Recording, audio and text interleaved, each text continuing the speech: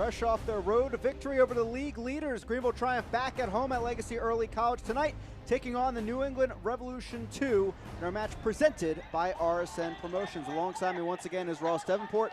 I'm Chris McCovic. Happy to have you with us on this cool fall night in the upstate of South Carolina. Two teams here, Ross, that theoretically could see each other down the line in the playoffs. Yeah, first round bye perhaps might be out of reach, but Greenville play Chattanooga next week, so a win here tonight could perhaps keep them in the race for that second spot. And checking out our Engineered Sleep League One standings, you can see these two sides, third and fourth at the moment, entering, well, 5 matches across the league tonight. A lot could change, but two sides hoping for 3 points to maybe lock up a playoff spot by the end of tomorrow night.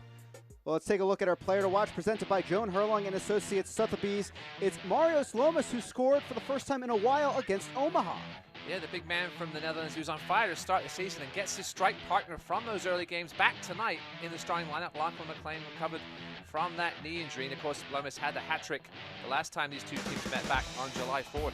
Yeah, Clint Pierre praised the more balanced look of this attack versus what he saw in early July when Lomas had this hat trick. So Greenville could be firing the right cylinders just in time for the playoffs as we head forward in the next few weeks. On the other side for New England Revolution 2, this deep midfield so key to their attack. Jake Rosansky, one of those featured players.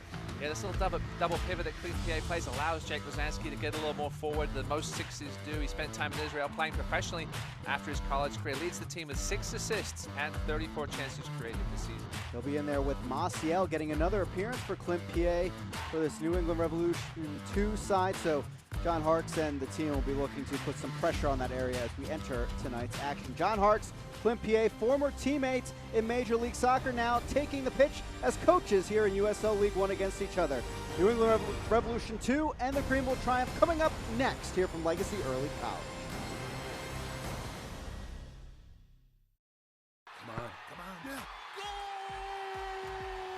Now, whenever the Greenville Triumph score 2 goals during a home game, you can score 10% off a meal at Habitat. Just bring your game ticket and enjoy fresh, scratch-made food alongside an extensive menu of craft beer, cocktails, and wines. But remember, no cheering with your mouth full. Habitat, part of the Southern Culture Hospitality Group and proud sponsor of the Greenville Triumph.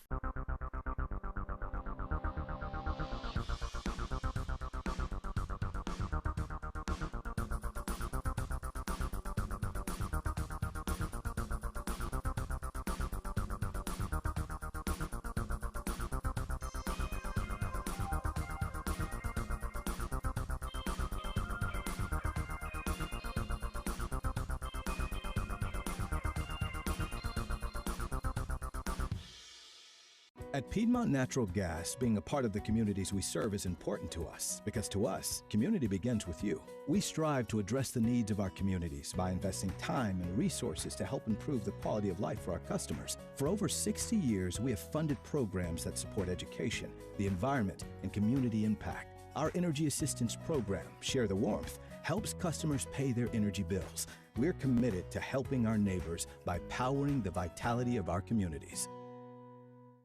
The unstoppable spirit lives inside all of us. For Matt and Lisa Kuhn, it's fueled by family, with a business backed by an unbreakable bond and a passion to innovate. They've become leaders in last-mile transportation. That's why First Horizon is proud to celebrate unstoppable spirits like Matt and Lisa. From the first stop to the final destination, we use our understanding to keep our clients on their unique path to success. Welcome back here into Legacy Early College for our match between the Greenville Triumph and New England Revolution 2, presented by RSN Promotions. As we gear up for this match, let's take a moment to hear from the head coach of the Greenville Triumph as we move ahead to this match. Let's check out the starting 11s presented by Bon Secours. And we begin with the home side, Ross. Well, for John Harkes, one lineup change, but obviously a big formation change, as you can see here. Greenville have been relying on the 4-3-3 mostly over the last couple of months, but with Lachlan Mclean back fully healthy from his knee injury, they'll go back to that 4-4-2 that was so successful earlier this season. So Lachlan Mclean in for Andrew Booth has been running a ton lately in the middle of the midfield. As we prepare for New England Revolution 2, let's hear from their head coach, Clint Pierre. Yeah, road games are you know, challenging. They're new environments. The surfaces and the fields are all different. But I think for us, it's again coming back to what we believe in, understanding what the strengths and weaknesses are of the other opponent, and you know how we wanted to be able to counter those and get the better of them. As for New England too, and that coach right there, Clint PA, the one change as well for them. Noah Buck comes in for Menny Silver. We'll see him sort of float behind Edward Kizarenix as well. Spalding listed as a 3 at the back, but they do drop back into the 4-4-2 as well. When the opposition has the ball, Sporting will drop back. O'Hearn will also push forward as well on the right side when he has the chance. Yeah, very balanced attack on both sides as we enter tonight's match. Again, both starting 11s presented by Bon Secours. You can see New England in the all-whites here tonight. Electric kits once again for the Greenville Triumph here at home as we check out our Wilson and Engelbart injury report. Well, JJ Donnelly's done for the season, but good news this week. Noah Pilato back in training for John Harkes and the Greenville Triumph. Will we see him later this season? Harkes, he doesn't want to put him in to a pressure situation. Presley and Michelle remain out for New England. Opening whistle, we're underway here from the upstate of South Carolina as we'll take a moment here in the first minute of action.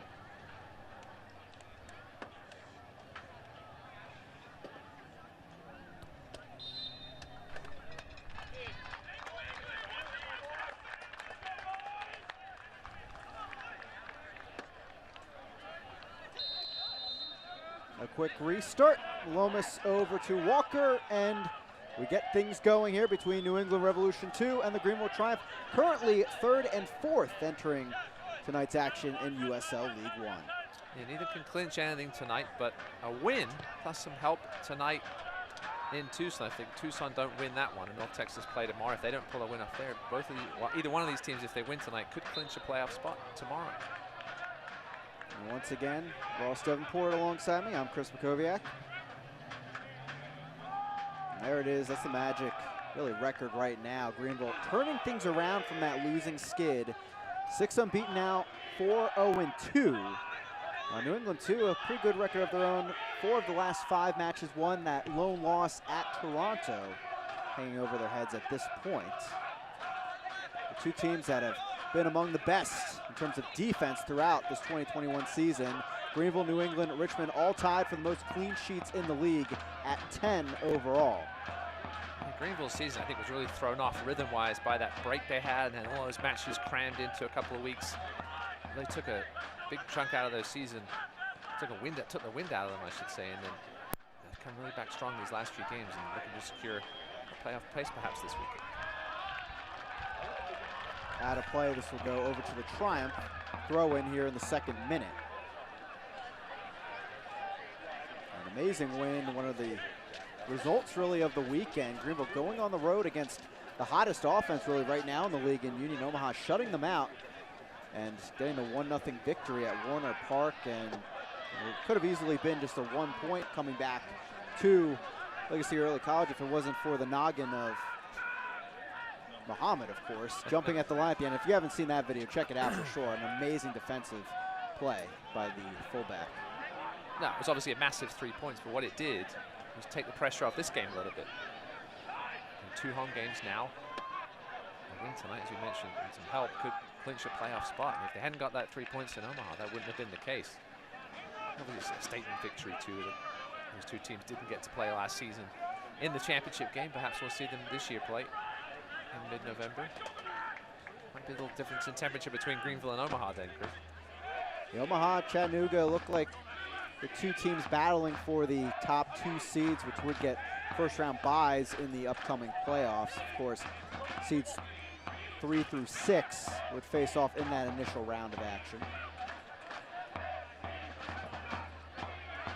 O'Hearn on the right side plays it ahead, slipped by Pollock, gets back to his feet. There's Renix, who has slid more to that right midfield slot as the season's gone on under PA. Christensen fists that out of play, off balance a bit, as a corner kick for New England.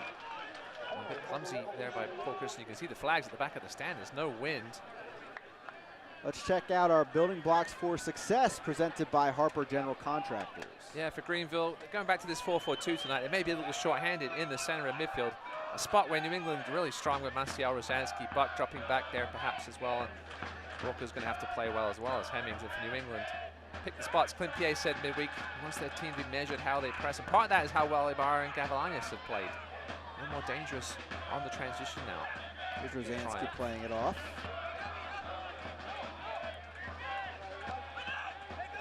Buck almost losing the ball. Now Spalding trying to help out. Tripped up there, and it will be a foul the other way. Gavalanis falling to the ground. No, actually a throw-in. Spalding will take it.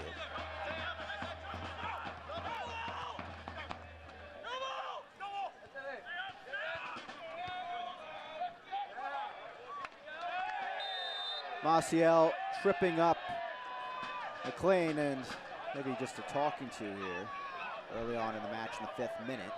Maciel, of course, familiar to the Major League Soccer pitches this season. 17 appearances, 14 starts under Bruce Arena for New England Revolution. Of course, a featured player in the midfield for Clint Pierre last year for Revs 2, making 16 starts, of course, starting all matches in the season, that is.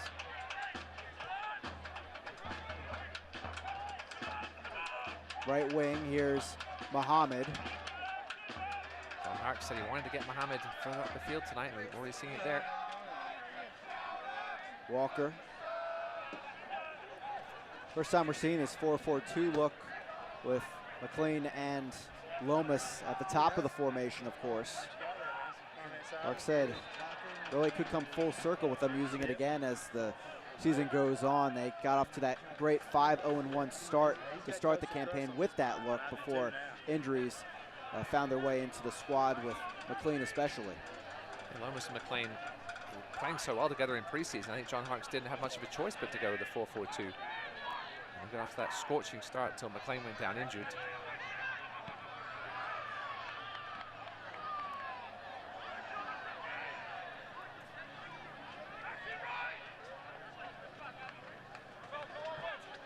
Two teams that certainly lean on the defense pretty heavily, ranked 7th and 8th in the league in goals per game. As we see, a few black kits swarm the ball there, and a reset by Revs 2. Here's Kaye, player out of Temple. Back with Gavalanis. Over the top, McLean on the run, up against Verfurth. He plays it on back. Rice in a tough spot, but he gets it back to the center back. And something John Harks, we talked to him the previous week, he wanted to see more of was those balls over the top, forwards running onto it. Good stuff there from Lachlan Mclean. It was well played as well by Verfurth. That's what helps having these two sort of big central strikers up there. You can kind of spread out these center backs a bit, find those gaps maybe a bit more easily with those balls over the top. Yeah, it just helps move them out of position, gives the center backs more to think about, right? When you've got those two. Look where Tola Polak is now in that left channel, pushing forward. Look at early goal in Omaha. 1-0 lead there against North Carolina. Richmond and forward Madison. Richmond equalized there. Gavalanis, quick turn, but not enough lift on that ball, and it rolls over to Rice. And an interesting goal. Well, Richmond goal is an interesting goal for both these teams because Richmond are hanging out in that 5th spot. Toronto FC have taken a 1-0 lead at Chattanooga early. That's huge for Greenville and New England too. More for Greenville though as they play Chattanooga next week. Yeah, at the moment for fans of both of these teams, 3 points a big help to clinch a playoff spot this weekend tonight. Both sides need a little bit of help, of course, from those really out west in USL League One, FC Tucson, North Texas. Need really a loss or a draw by either of those sides. So if your side wins here tonight, then you can stay tuned to ESPN Plus. Tucson taking on Tormenta in the late slot of this weekend's action as a foul is called on Kizza. A free kick will come for the Triumph. A win tonight for Greenville, a loss for Chattanooga would mean a win for Greenville next week would put them in 2nd place.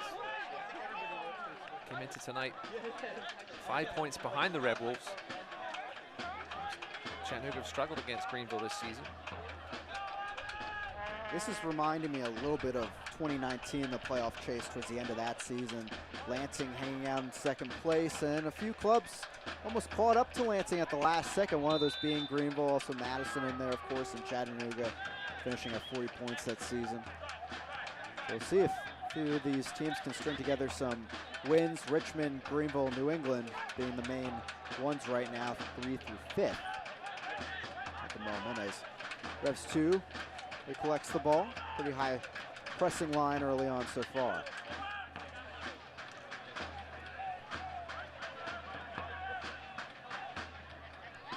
Deflected off of Ibarra, out of play. O'Hearn will have a throw in for Revs 2.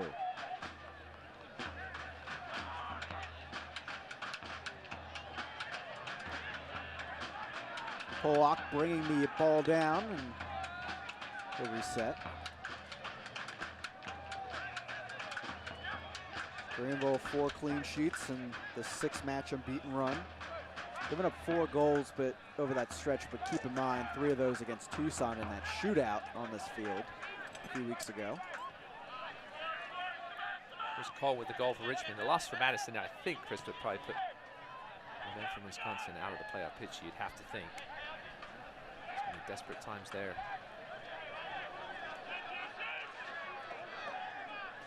Gavilanes trying to cut around Spalding, but the touch out of play at least. 4-7 Conway with the goal for him.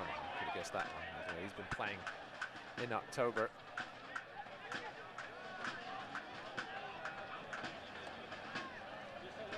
Deflected, somehow stayed in play. Counterattack might be on for Revs 2. Kizza pushing the ball out. Pollock a lucky deflection. He'll get back to it. Good word there by Tyler Pollock. John Hart said Pollock's playing some of the best soccer of the season so far as of late.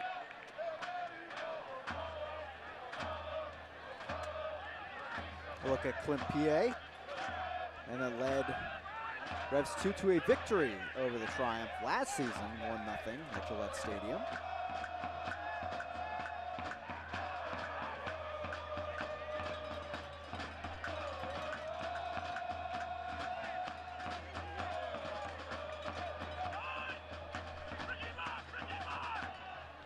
Rivera caught up in traffic. Good move there. Ball over to Spalding. Now Rosansky.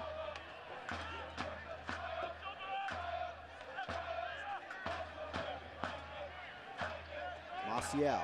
You see Alan Gavilanes slipping inside, allowing Abdi Mohammed to make more of those runs down that right wing. He's going to get back now and help out.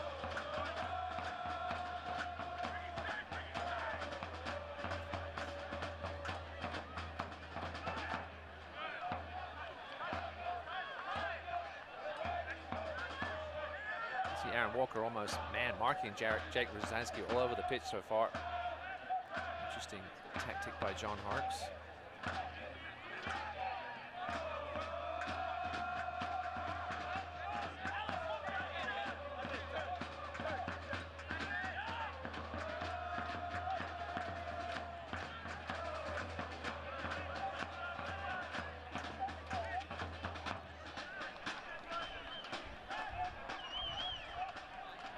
Ibarra gets a touch there. It will be a throw-in in favor of the Triumph as Pollock heads over there. I think Noel Buck's going to be a real key player tonight for the visitors.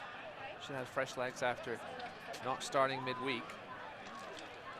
He drops back. Gives him an extra man in the midfield, 5 versus 4. Pollock sends the ball in, grabbed there just in time by Rice before Lomas got to it. New England 4 wins, 1 loss last 5 matches. They've given up 2 goals over that stretch, both before the 25th minute in those respective matches. Maybe something the Triumph are trying to pounce on early. Awkward collision there, to say the least. Paul Christensen in the red. Dallas J just back in town a couple of days ago after representing Guam in 2 Asian Cup qualifiers for his representative country. They lost both games, unfortunately. Both 1-goal contests, though. Interesting to see who John Hark sticks with down the stretch. Christensen played so well. Everybody's just so familiar with Dallas J. Over the top, here's Lomas bringing the ball down. Lomas still and saved by Rice. Still alive for Greenville. Knocked away. And New England for now out of trouble.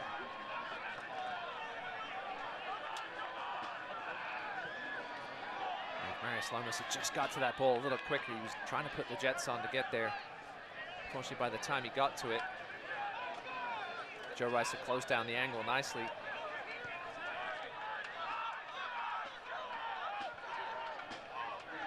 And Lomas, of course, had that hat trick back on July 4th in Gillette Stadium against this same Revs 2 squad.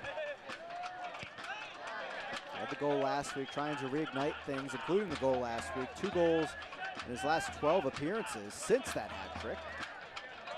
As we take a look at the Green Cloud defense replay on this build-up.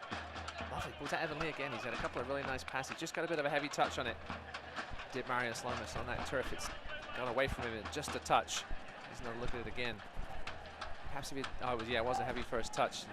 Joe Rice did well to come out and close down the angle. Richmond have come back from 1-0 down to take a 2-1 lead. At City Stadium, it's a big one. Both these teams will be keeping an eye on. Rivera out wide. Now Renix on the ball working against Pollock. Renix to his left boot. He'll try to pass the ball away, but Walker there for the interception and maybe the break as well.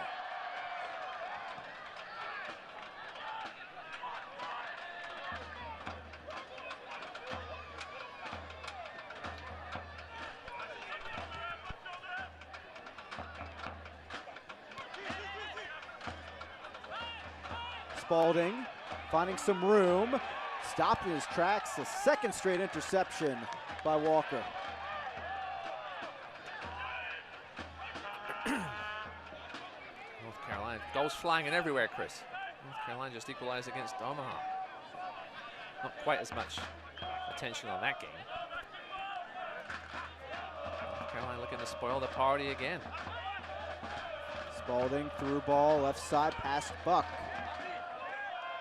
The game in hand, I think Omaha certainly have a good head start on that first spot. Go back to Richmond. They finished their season at Omaha and at Tucson. 3 points need to come tonight for the men in red. Since 1947, Select has been the leader in soccer ball quality and innovation. Select is the official ball supplier of USL League One and many of the elite leagues throughout Europe. For the latest Select products and special offers, please visit SelectSportAmerica.com. North Carolina at least shaking things up in the playoffs. A huge road win over FC Tucson this week. Can they do it again is the question against Omaha. It gives those guys in North Carolina something to play for, right? There's so many tight races still to play for. North Carolina obviously. Greenville played there the last game of the season. See if we'll have anything riding on that match.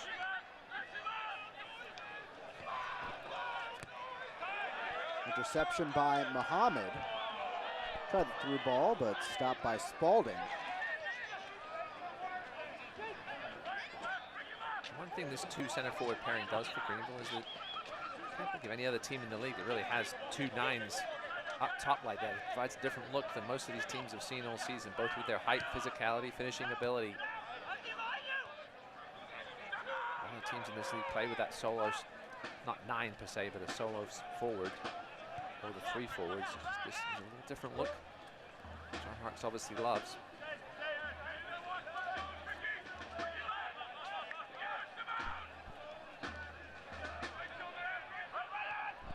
Some people may say 4-4-2, perhaps a dying formation in soccer, Chris, but John Harks, especially since he spent so much time in England where 4-4-2 was, especially the time he was playing there with all these teams with so many physical specimens up front.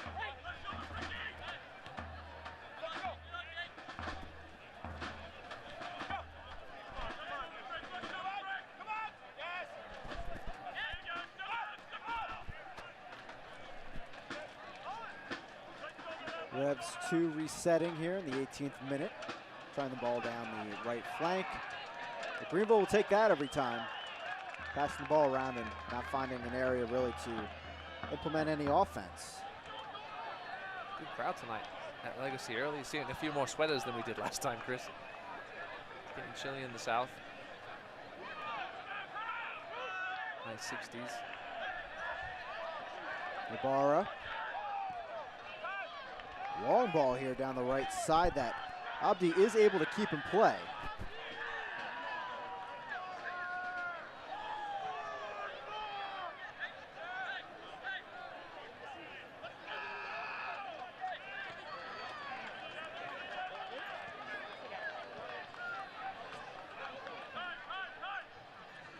Evan Conway again for Omaha. 2-1 now. 3 goals there in the first 20 minutes.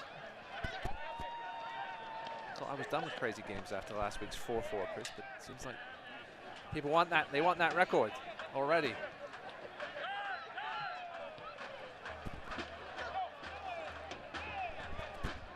Ibarra out of play. Throwing for Revs 2. Let's take a look at the top 4 currently in the League One standings. As Walker gets the ball over to McLean and into the side netting. These two teams, of course, 3rd and 4th at the moment. This will be a corner kick presented by PNC Bank for the Greenville Triumph. Listen, the battle for that home semi-final is going to be massive. Nobody wants to have to go to Massachusetts or Toronto in the first week in November. And Toronto entering the day sitting at 32 points, just behind FC Tucson in North Texas. Evelañez, here to take it. Into the box we go. Headed right on frame, but right at Joe Rice as well for the save. Lachlan Mclean looking lively. He's seen some time off the bench recently, but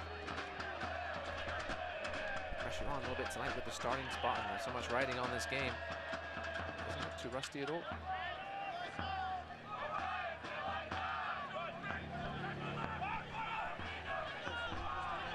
Rivera.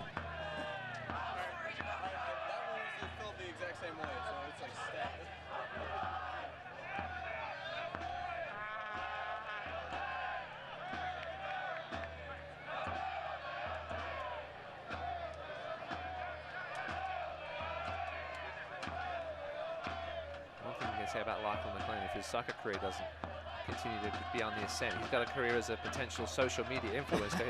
his Instagram is just completely blown up, especially now he's had a lot more time to put into it. Puts us to shame. I think I saw he has over 50,000 followers. Insane. I'm sure his teammates give him plenty of grief about it. In a good-natured way, I'm sure.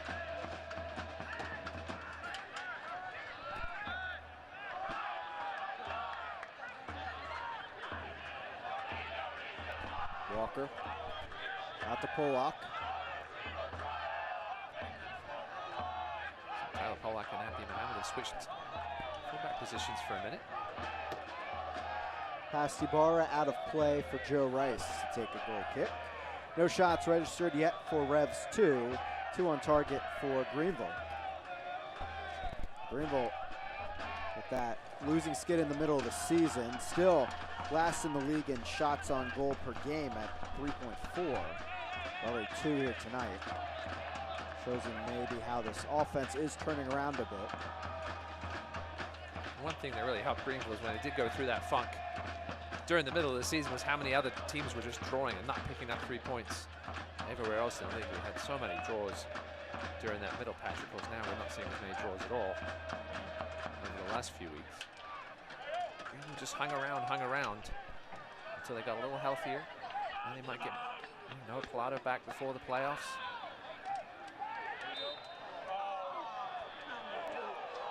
And it's a similar situation to Max Hemmings really last year. Greenville got him back literally the last game of the season. Of course, there were only 16 games, and he would have been available for the final stretch if we had the same length of the season, but big piece missing in that midfield that has been strong with Hemmings, Booth, and Walker as well in there. The foul is called on Walker. One interesting situation with Noah Pilato. He's only played 4 games this season. Pretty sure you have to play 5 games in order to be eligible for the playoffs. So we see if we, I know we had a chat with that with Jimmy Ablader about that, and Teixeira. And having to get him plenty of playing time down the stretch here to be able to be eligible for the postseason. Out of play, goal kick for Christensen. I know many in League One circles are hoping for Chattanooga and North Texas to meet again somehow, some way, to head towards the playoffs. But funny thing is, Teixeira and North Texas assistant coach Michelle were actually teammates at FC Dallas for a short period. That's another wrinkle to the on-field, off-field rivalry, I guess, between Dallas and Chattanooga area teams.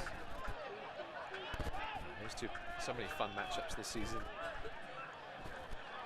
That's what I like about rivalries, right? You try to get them coming together naturally, rather than perhaps geography always helps, obviously.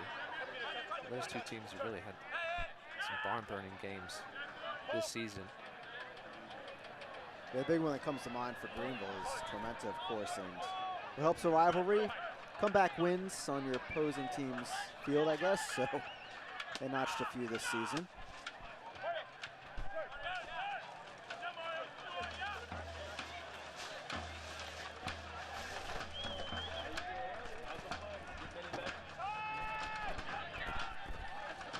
Mohammed. Cleared away as Fricky will reset. Both these teams playing a little cagey so far in this one. Pierre was talking about how key the first goal would be. In every game against Greenville, that first goal is so key because they sit back so effectively, as we saw them do against Omaha. Both teams not willing to push too many bodies forward yet in this one. Service over the top by Walker. A bit too far for Mohammed here in the 26th minute. I think John Harks will be happy. We've seen what this two center forward formation can do. Create a little more havoc at the back. Abdi Mohammed's got forward, more forward than he has been of late. Marcial's been kept in check, as has Rosensky so far.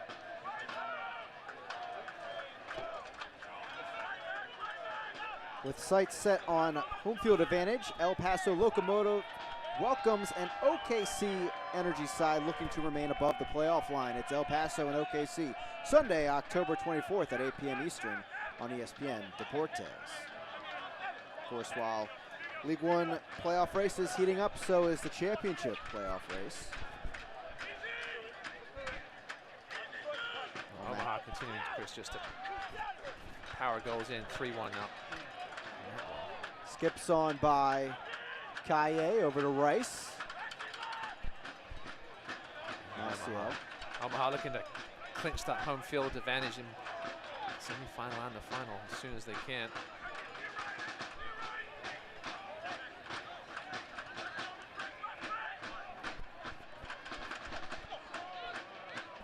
Rivera through ball attempt near Kizza, but worked away by Fricky. That was well read by Fricky there, got goal side. Anticipated that through ball.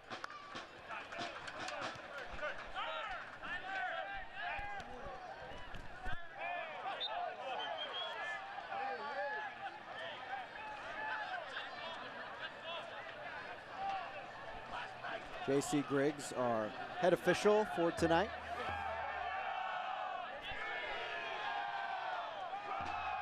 New England, one of the 2 lucky teams so far this season in League One not to receive a red card, along with forward Madison. Greenville has had 5, but they're undefeated in those matches. Ball in, knocked away.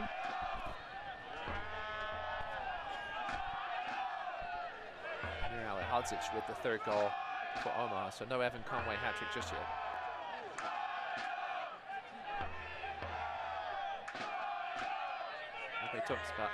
Everybody talks about Omaha's defense.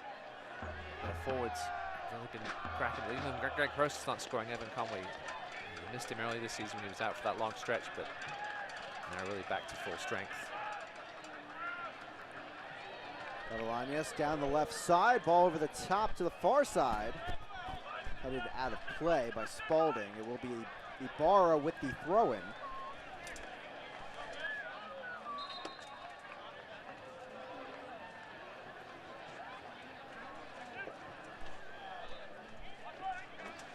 Muhammad.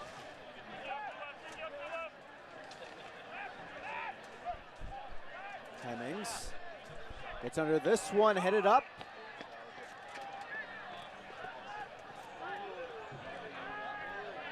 Good ball by Hemmings. Here's Muhammad. Ibarra.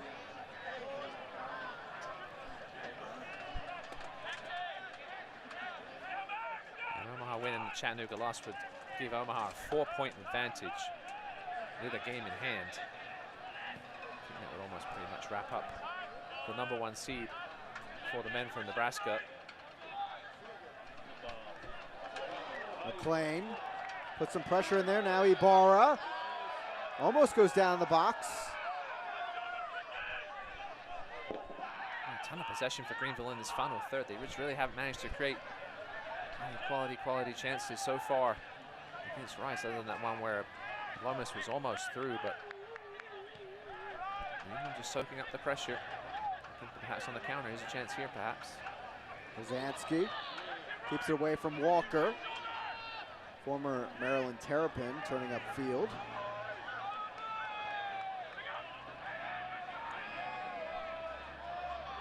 Renix, top of the box. Cuts a pass back over, but it's a goal kick for Christensen. Yeah, you can see the danger that Jake Rosansky presents going forward. He's just trying to stay on his feet. Chances in those channels of Greenville just, once again, haven't been able to make Joe Rice do too much so far in this first half hour.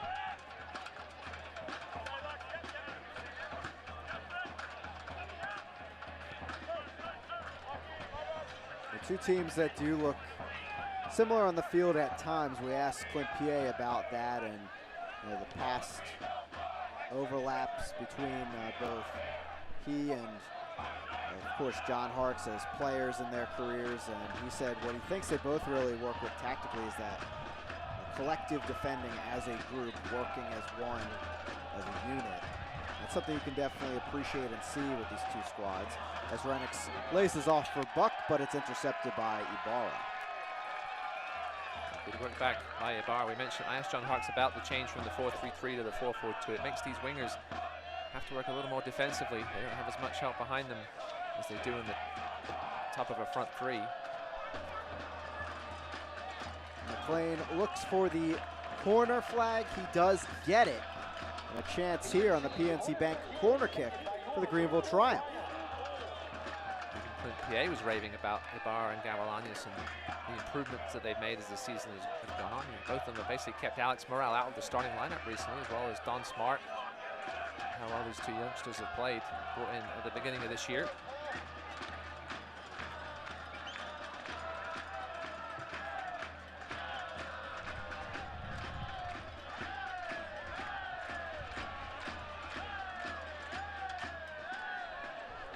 Fisted away, still alive, trickling through.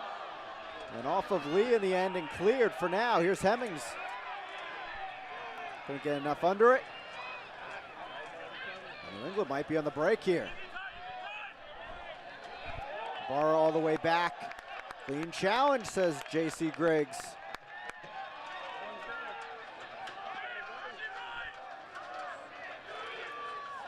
That was a good look from the top of the box.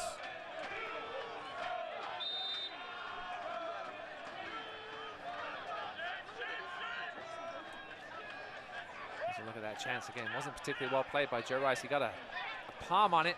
And Walker actually probably had time to bring it down and compose himself. He snatched at it a little bit. It almost snuck through the traffic there and into the back of the net.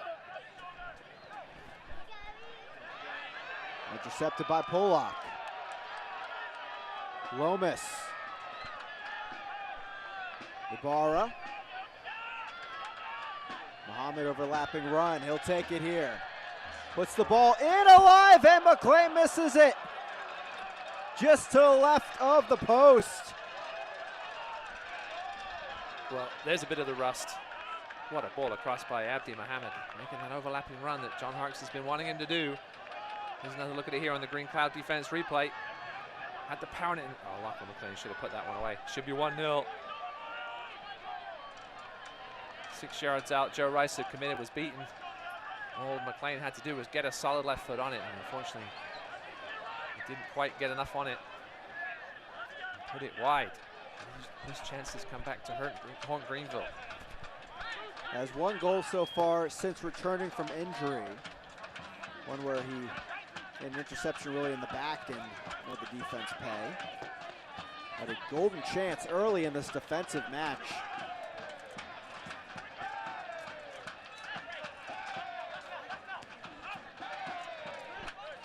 See Aaron Walker again keeping a very close eye on Jake Rosansky. There's man marking him. Rosansky does get the ball at his feet. He's got a bit of class about him. PA said the MLS staff were keeping a close eye on him. His potential pull-up next season.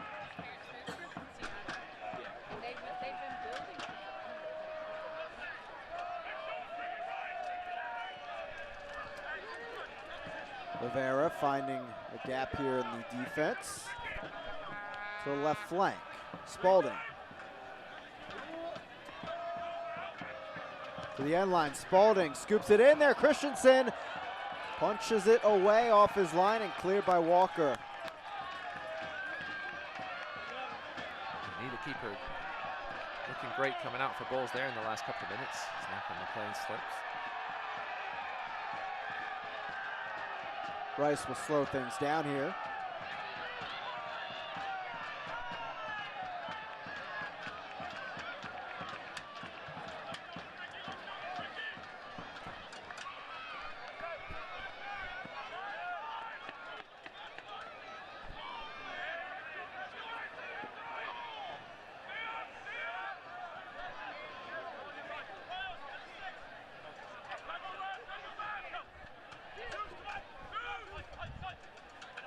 Of course, if we do have a draw here in any fashion tonight, Richmond Kickers get a win. They'd be up to 3rd. Leapfrogging everyone. What a run they've been on. Tazagi's caught fire at just the right time. Picking up those 1-0 wins, it seemed like they had 10 in a row. It wasn't quite that, but it seemed like it was because 1-0 wins are so valuable. Well, speaking of that game, Chris Madison tied it up 2-2. Back and forth battle there at City Stadium. Can't say the Henny Derby gets many goals usually, so 4 is a pretty solid number for them. It's just after the break. They'd only just started halftime. Ibarra, quick turn. He got the touch he wanted. It's a throw-in for the Triumph, and they can set up shop in the final third.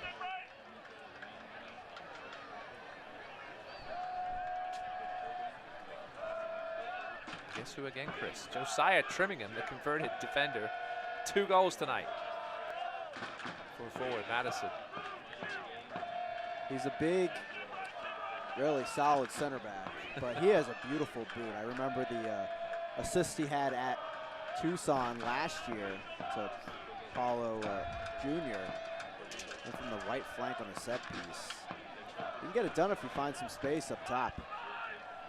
You get a chance to check out the first goal on social media. Trimmingham was about a yard inside the right edge of the penalty box and she completely smashed it past, I'm sure, a stunned Akira Fitzgerald. It was from not a narrow angle, but it wasn't the best of angles for Trimmingham. Madison need a spark from somewhere. Perhaps he's the man to give it to them. And that's been a tough spot for Carl Craig organizing his team this season. Kind of missing that big number 9 he wanted up top. Trimmingham having trouble initially getting into the country due to COVID restrictions, but now full-fledged in the attack, it seems, as New England 2 trying to get their attack going here. Rosansky.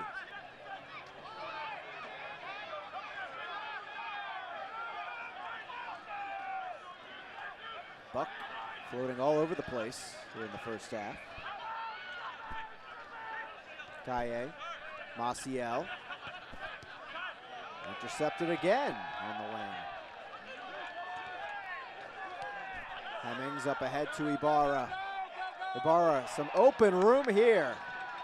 Lomas on the run, right past him. He wanted the through ball, it seems, and miscommunication by the Triumph. Yeah, Lomas was looking for the diagonal ball, and Ibarra just played it behind him. Lomas actually did a good job of getting any kind of tone.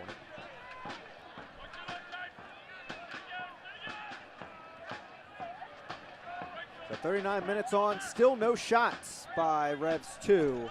5 shots, 3 on target for Greenville.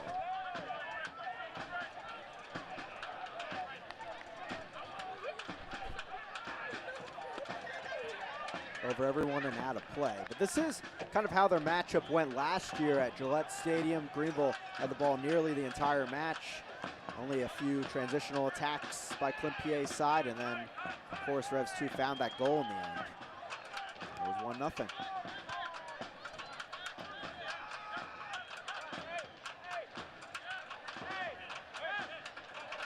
You have to remember, New England with a midweek match.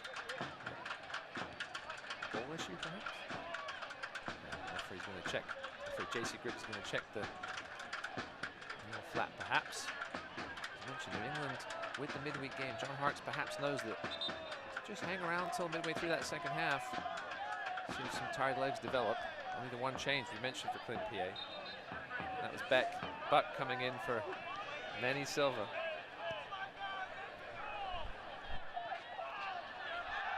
Pollock goes down, free kick on the foul. Lennox helps him up.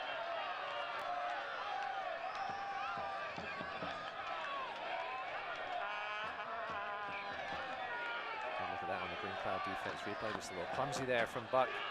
Pollock with the run across him. Yes, John Harkes said Tyler Pollock and Marius Lomas had fun playing in their college state where they both played ball for Creighton last week. Obviously a nice win. You mentioned some lucky socks. I'm not sure if the socks have made an appearance tonight. John Harkes, his daughter went to Creighton for a little bit and got some socks for donating, and he told Lomas that he was going to score and that Pollock was going to have a great game defensively, and it was going to be all about the lucky socks, and it worked. Yeah, if you saw in our open, Lomas running at the sideline to celebrate with Harkes, he was saying it was the socks. It was the socks. We just thought he was excited to have scored the first time in a while, but he was yelling about the socks.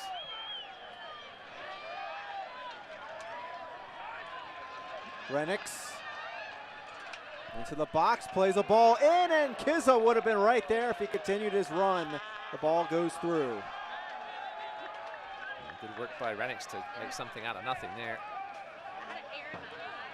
Looking on the Green Cloud defense replay, was double teamed, just put a ball into the danger area. Brandon Fricke had good position on Kizza. Kizza with 5 goals this season.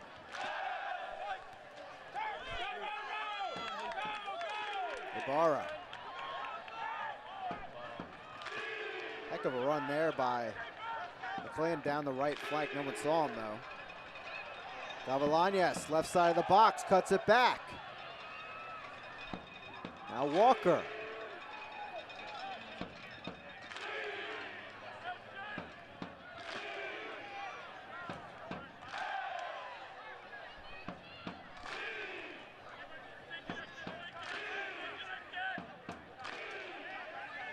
Not much opening right now.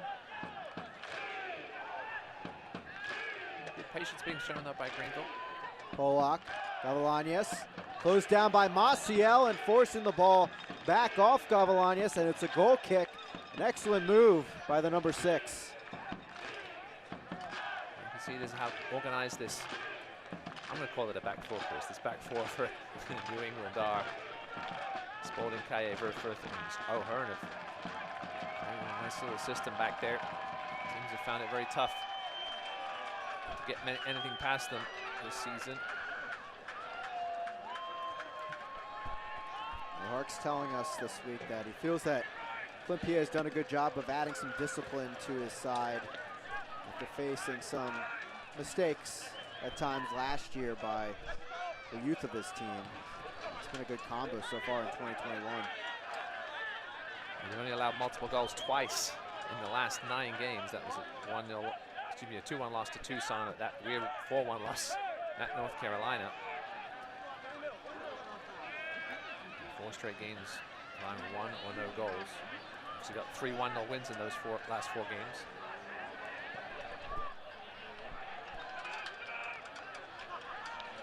Pollock steps right up there to take the ball. Linus puts the ball in, still floating there, cleared by Spalding. Hemmings.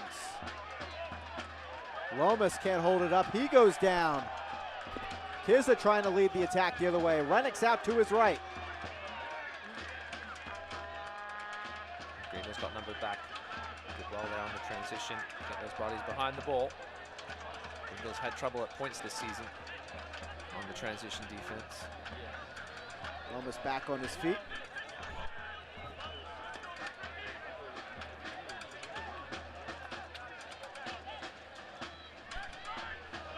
Almost picked off there by the Dutchman.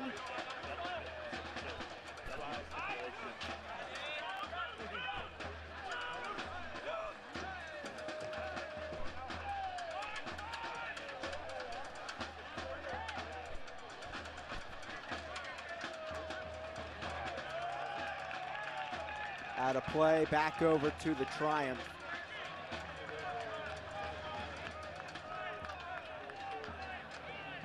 All black going all around. Swatsky influence. He did play for New England Revolution in the 90s, Dan Swatsky.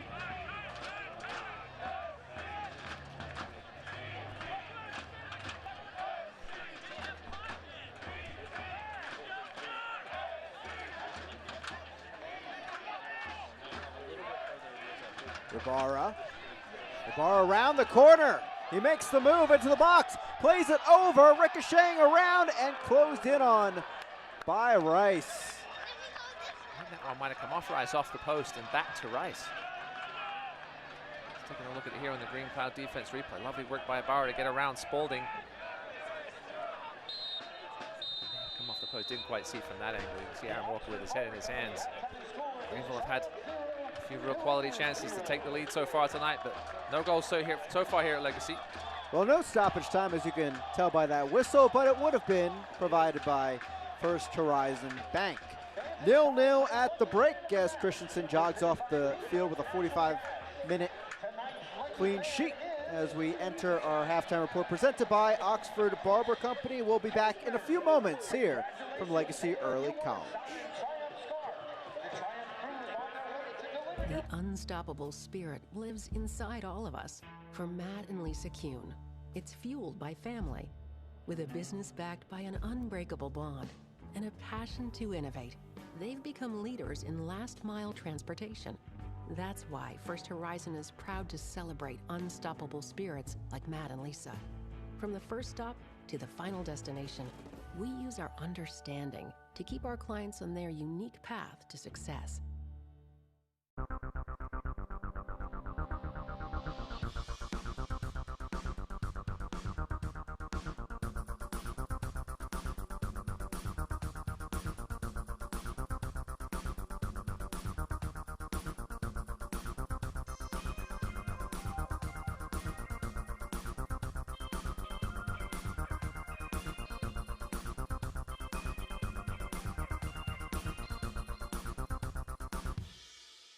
There's no substitute for hard work. You have to put in the time. Dedicate yourself to the goal. I didn't make it to the Hall of Fame on my own. I had a team and we worked hard together. I had coaches and a playbook with the answers. It's no different in business. Now I own a Janny King franchise because they've got the winning playbook and a team that supports me. Get in the game and get ready to shine. Go to JannyKing.com to get started today.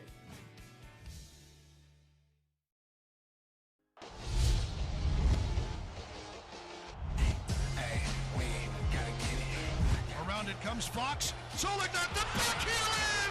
What a goal! Luna is shot into the back goal. Kuramoto has won it for OKC Energy FC. Oh, that is a brilliant goal from the substitute.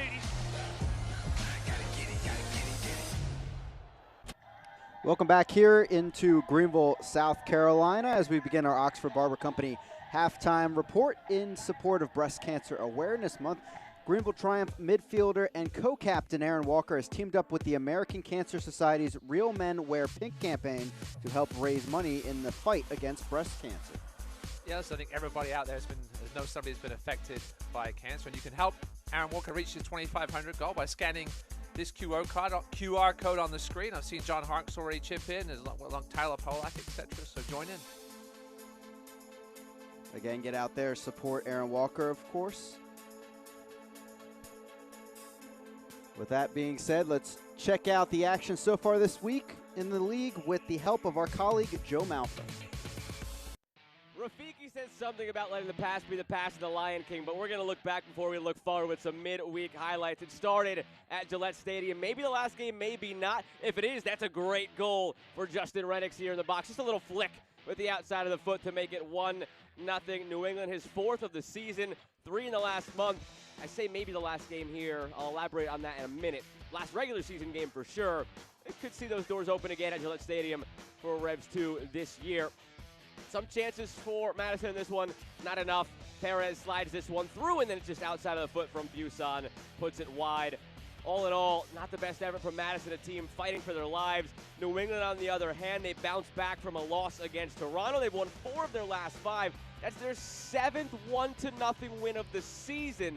Remarkable feat for Clint PA's squad. Now we go out to the desert.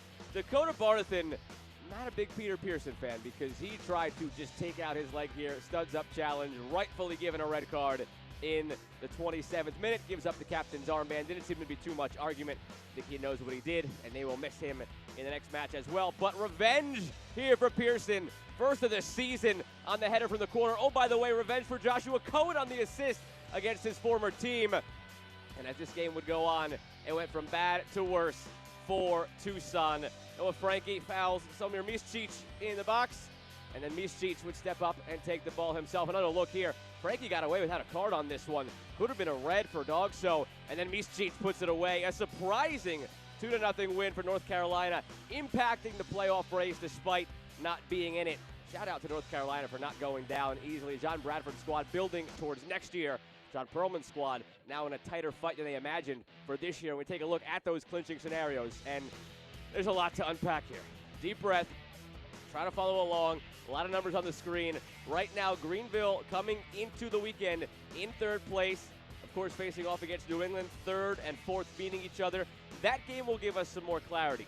Richmond also against Madison will give us some more clarity. Those 3 teams can possibly clinch a playoff spot tonight. There's a number of permutations that can make that happen. One caveat, Greenville and New England, only one of those 2 since they play each other could clinch a spot tonight, not both. So again, we'll have more clarity tomorrow and into next week, but those 3 are the teams that could clinch tonight. Tucson, on the other hand, cannot, and they are in the fight of their lives right now because they're at 33, so is North Texas, and Toronto right behind at 32. Tormenta's in the picture. Tormenta's not really in the picture, sad to say that. They can only get to 36 with just 2 games remaining. But Toronto and North Texas, that is something right there. Toronto, again, having those last 2 games at home. We know how much of a home field advantage they've had all season long. North Texas, we saw last year that kick at the end of the season that almost got them into the playoffs, or pardon me, into the championship game at the very end.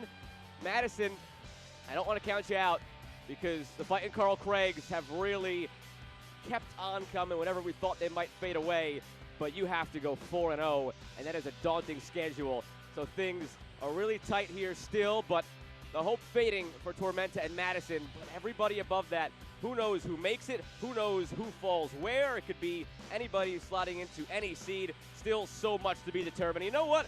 We're going to determine that the rest of the night. Still plenty of action to come around USL League One tonight and tomorrow as well. What's Greenville's best-kept secret for auto loans? Greenville Heritage Federal Credit Union. If you're on the market for a new car, visit Greenville Heritage before you start shopping to get pre-approved and save yourself a lot of hassle and a whole lot of money. Or refinance your current car loan for a better interest rate. It's a simple process that could save you hundreds of dollars. Visit greenvilleheritage.com to find the branch nearest you and start saving money. Federally insured by the NCUA. Today, as you step onto the field, You step into your purpose. You step strong. You step hard. Con toda la fuerza de mujer. You step up.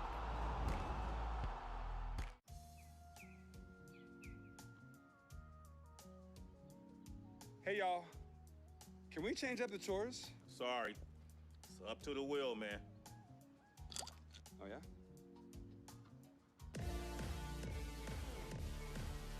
Hey! Change the channel back. Sorry, it's up to the wheel.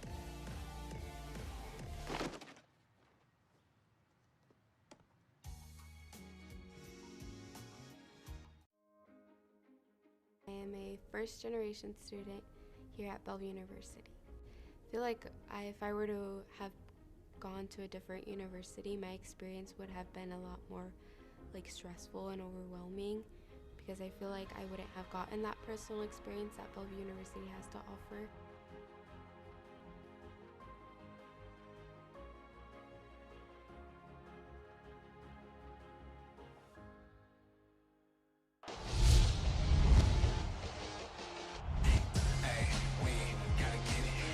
Around it comes Fox. Solik, not the back heel in! What a goal! That's it. Luna is shot into the back. Goal. Kuramoto has won it for OKC Energy FC. Oh, that is a brilliant goal from the substitute. Today, as you step onto the field, you step into your purpose. You step strong. You step hard. Con toda la fuerza de mujer. You step up. Let's check out news and notes from around USL League One. Of course, that murky playoff picture as we move forward. Azad Liadi, you mentioned, Player of the Week honors after his hat trick. What a game. I did that game. And then great news for Amanda Vandervoort. So plenty of social media praise for her getting that gig.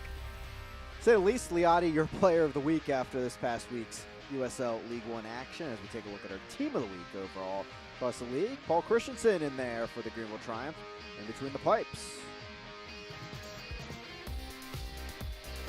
Now the goals leaders, this has changed slightly here and there. Terzaghi, reports are he's up to 16 now. Lomas 13 though, trying to get back to scoring. Micheletto and Hurst up there as well. Yeah, I think Emmy's got that one in the bag, to be honest. Probably for the second year in a row. Ricky Ruiz up there, 9 assists so far this season. We could do with another one tonight if they're going to come back in that Toronto game. Now, coming up tonight, Greenville wins this one for the Triumph fans out there. Big one to keep an eye on, Tucson. If you're a Greenville fan rooting for a loss or a draw to help out your playoff clinching chances.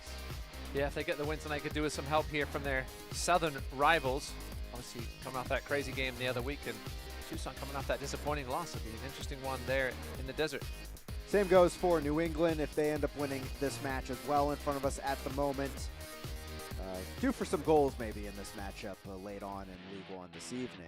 Taking a look at the scoreboard around the league, currently 3 matches going on. A shootout in the Henny Derby at the moment. Yeah, they're flying in everywhere except in Greenville.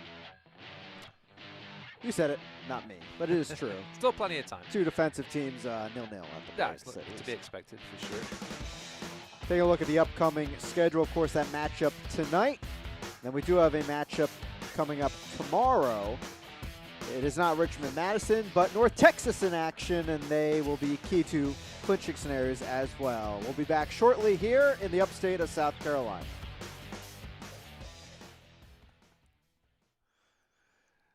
From boardroom to the showroom, storefront to doorfront, lobby sign to freeway sign. Designing, developing, installing, and elevating your brand. The trusted name is Wrap and Roll Graphics. Providers of fleet graphics, wall murals, and architectural enhancements. Now is the time to drive attention and strengthen your brand. It's time to Wrap and Roll. At Piedmont Natural Gas, being a part of the communities we serve is important to us because to us, community begins with you. We strive to address the needs of our communities by investing time and resources to help improve the quality of life for our customers. For over 60 years, we have funded programs that support education, the environment, and community impact. Our Energy Assistance Program, Share the Warmth, helps customers pay their energy bills. We're committed to helping our neighbors by powering the vitality of our communities.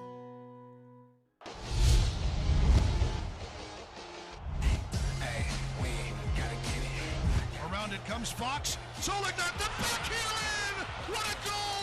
Luna is shot into the back goal. Kuramoto has won it for OKC Energy FC. Oh, that is a brilliant goal from the substitute.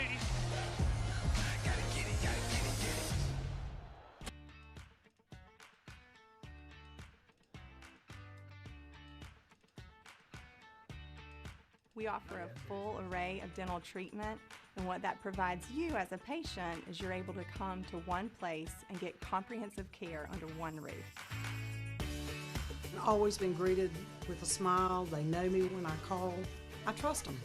We'd love to see you at Wood Creek Dental. Visit us at woodcreekdental.com. Welcome back here to Legacy Early College as we finish off the Oxford Barber Company halftime report. No goals here at Legacy Early College.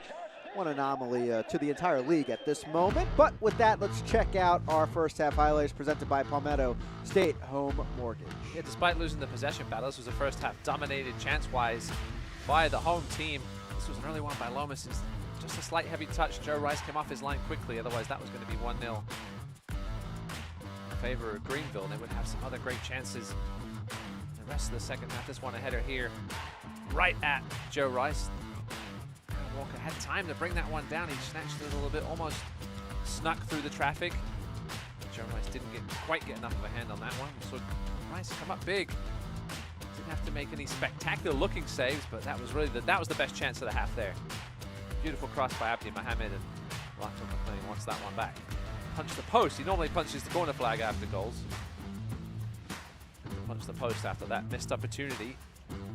Perhaps the closest New England got to a goal was right here. Drenix with the ball across. Unfortunately, Kizza just couldn't get around Brandon Fricke, and there's the stats. They tell the story. A lot of zeros up there for Revs, too, to say the least. They average 4.3 shots on goal per game. That's fourth in the league. Nothing doing on offense in that first half. Greenville, 4 shots on target, 6 unblocked shots in total. 1 was blocked, totaling 7. But leaves us 0-0 at the break in this battle of 3v4 in the League One table. John Harks with plenty of offensive options on the bench with Morrell and Don Smart especially. We've seen Don Smart come on late in games and change contests. I'm sure we'll see him at some point tonight. Kizza standing over the ball, waiting for the whistle. And we're underway. Second half action here from Legacy Early College in Greenville, South Carolina. Alongside me is Ross Davenport. I'm Chris Makoviak. Greenville and New England going at it. Two teams needing a win, really, for any playoff clinching scenario this weekend in the league. They have 45 minutes to figure that out and find a goal.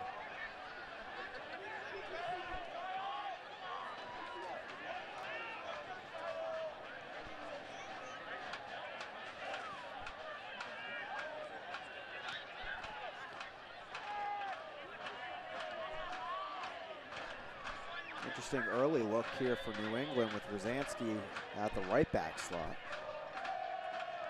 We saw him play on that right side in midweek. Win over Madison. He floats inside quite a bit as well. Clint PA will try to pull every trick he can out of the book to get these 3 points here. It'll be huge for the visitors.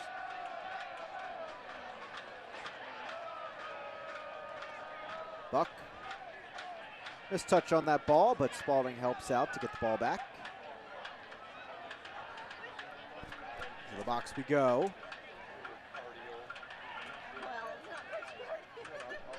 Scooped in and then scooped up by Christensen. An interesting stat from that first half. We didn't see the Revolution attack too much, but 55.6% of their work has come down that left side so far tonight. Lomas, great ball ahead. Gavilanes into the box, fires a shot, but he was off balance. Saw Rice scrambling back there and worked a bit too quickly.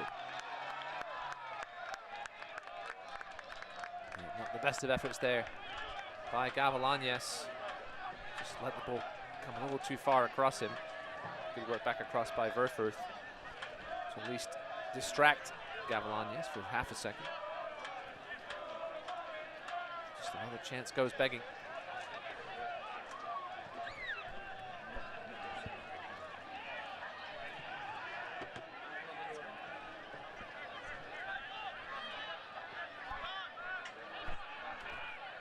Gavilanes overlapped by Polak.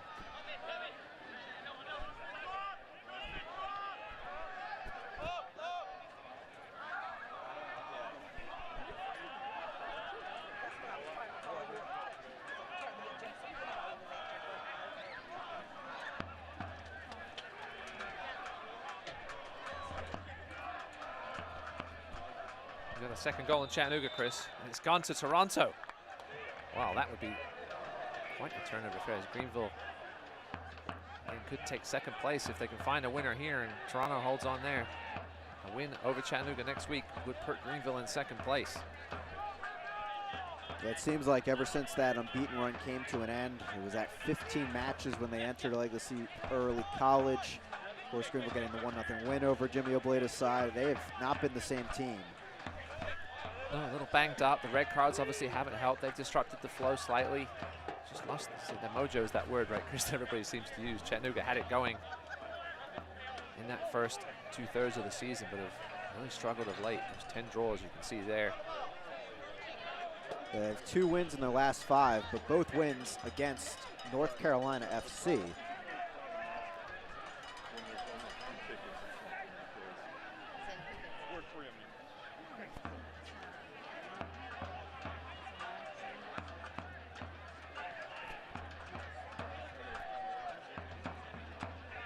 Renix goes down. Walker the interception. Not too much against Maciel. He is tugged down and a free kick quickly taken.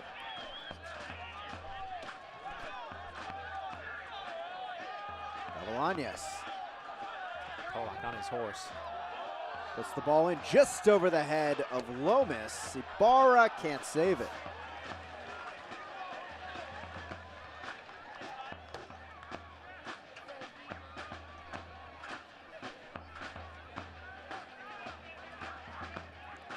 Chattanooga remaining, of course, they come back to Legacy Early College next Saturday, 7 p.m. Eastern Time start. And they finish off traveling to Breese Stevens Field on October 30th. Not an easy way to end the season. 2 road matches.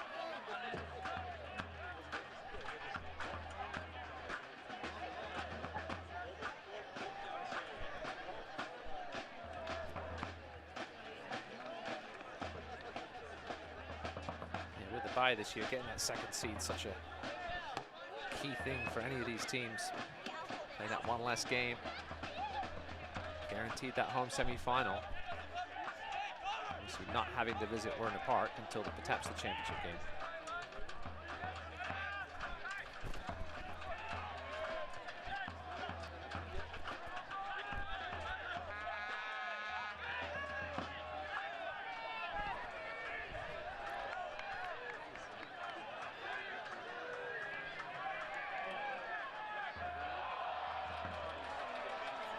Ball out of play. It's a throw-in on the far side.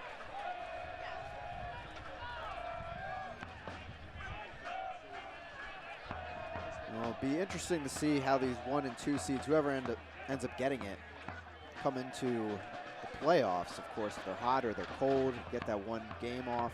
Does that mess with your mojo? If you were on a streak entering, like maybe Union Omaha has been lately. It's a good point, Chris. I mean, I think depends on the health of your team. I think everybody this season, at this point in the season, is a little banged up. The week off might certainly help some teams more than others.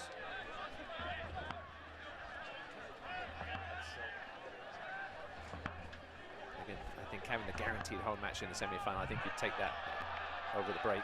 Ibarra continues to play after the foul. Sends it over, saved by Rice. Lomas may have gotten a touch there. Player still down for Greenville, and the attack the other way for New England. What a challenge there by Fricky to win it back.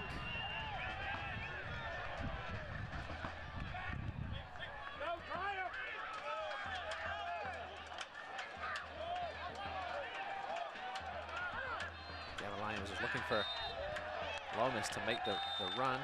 They have a quick stoppage here to deal with the injured player. I think it might be Jesus Ibarra. Poor foul to give up there by Verfurth.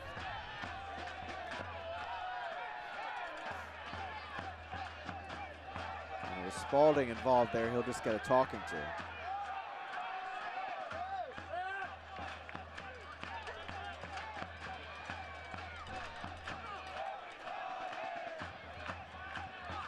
Good game so far by J.C. Griggs, certainly one of the best refs in USL League One.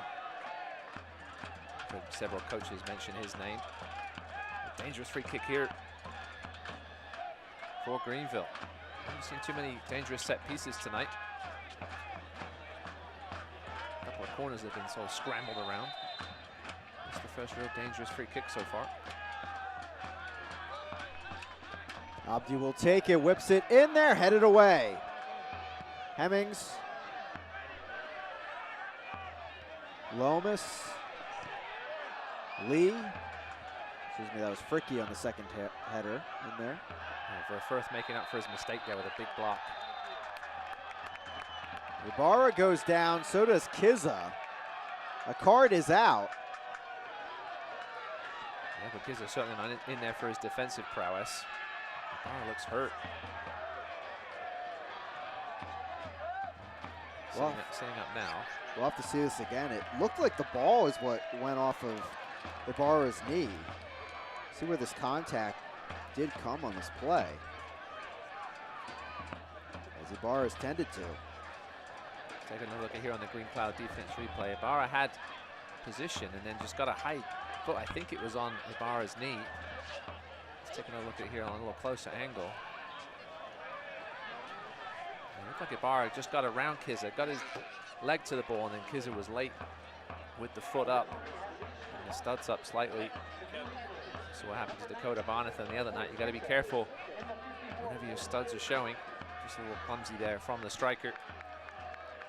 First yellow of the season for Kizza.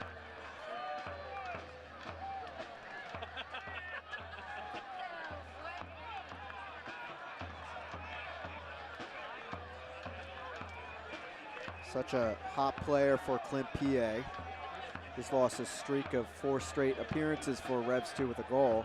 He has 5 goals, despite only starting in 9 matches, up there among the leaders in goals scored for the side.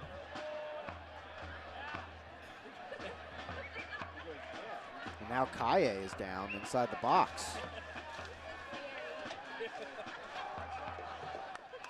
So now a set piece, and you have to assume no Kaye and no Ibarra for this chance of the Greenville triumph. Might let Kaye, well, no, as Griggs telling me he has to go off, he is. The original stoppage wasn't for him, so I wasn't sure if he would have to go off, but now this is going to be an interesting decision for J.C. Griggs if he lets this free kick be taken before they come back on. I assume he has to. So now you have a center back, now with Revs 2 for this chance. Kizza does stay on, he wasn't tended to by the trainer.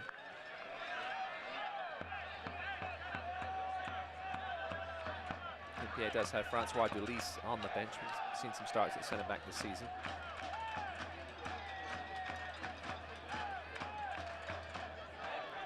And it sounds like we will have a substitution for Kaye.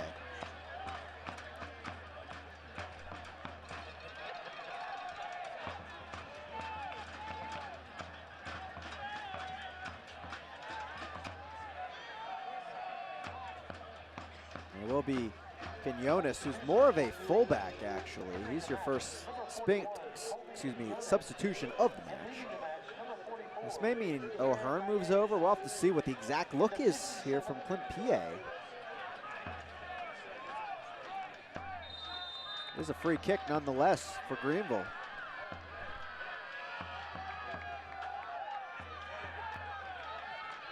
Service in. Falls through and bounces in. It's a goal for the Triumph on the free kick. 1-0. It's one of those ones as a keeper you never want to see. Alan Gavilanes. As a keeper, you're not sure whether to come. You're expecting a touch from somebody, and when it doesn't get a touch, it sometimes ends up in the back of the net. I don't think that took a touch along the way. It should go to Gavilanes.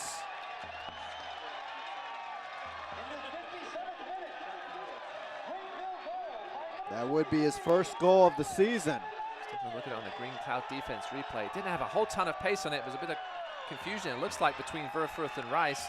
I think Verfurth thought Rice was coming for it. He didn't. He ended up going inside the far post. Lachlan Mclean may have got a touch on it. He's not claiming it, though. That would have went in anyway.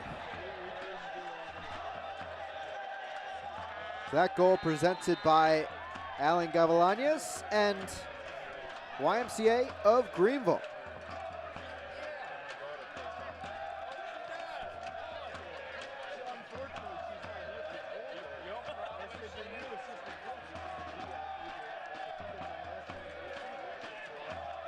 That could be a massive goal, especially with the results going on elsewhere. Things stay as they are. Richmond, 5 minutes or so to go there in that one. Renix through traffic, knocks it ahead to Kizza, and advantage not going far enough forward as Griggs will bring this back.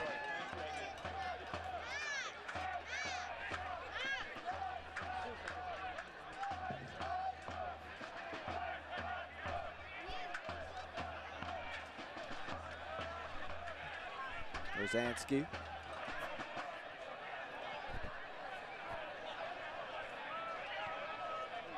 Ball down the left flank. They find Spalding.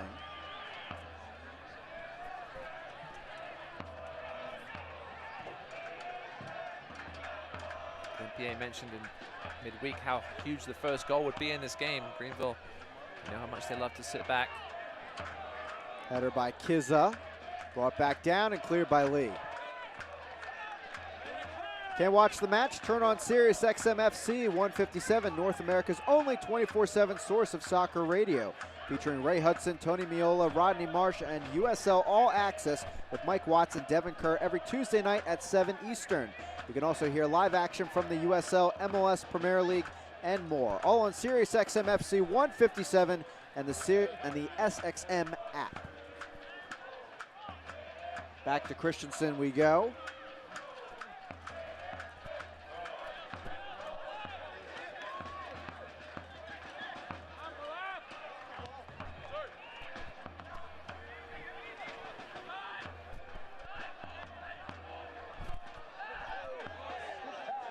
Out of play on the near side.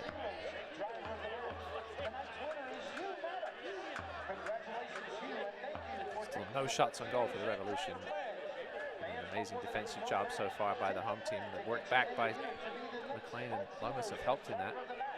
He's a man that can change things quickly.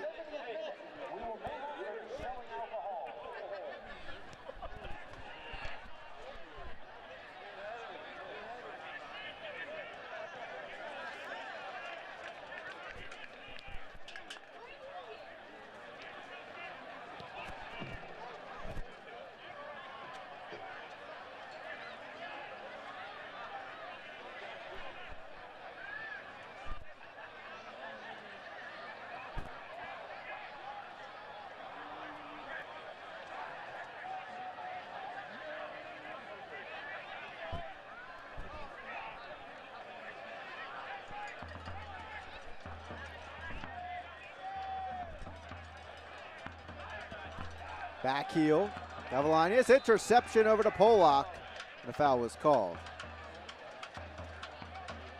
And the Richmond Kickers, with 2 minutes to go, have taken the lead against Forward Madison.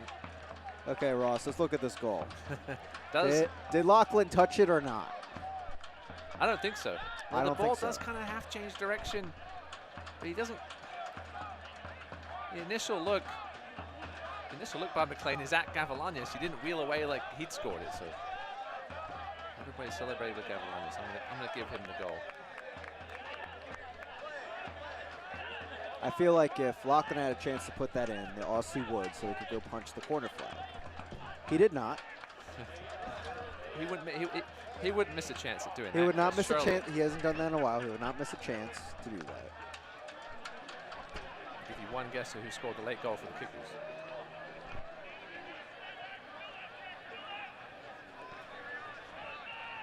Mr. Terzaghi. That's 2 on the match. It is. I think that, pretty much, that may clinch the golden boot, I think. That's what you think. I'm just one man, Chris. Just one man's opinion. Kizza.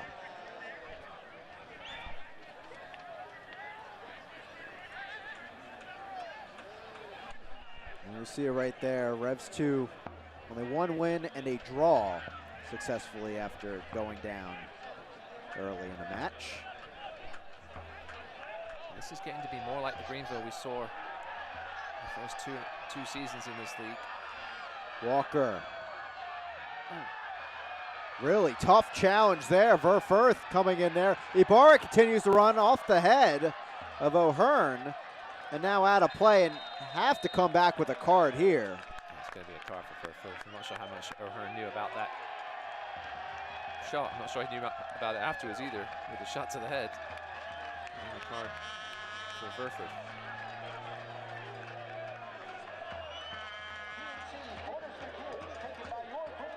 Gavilanes heading over to take the PNC Bank corner kick in front of the Reedy River Riot.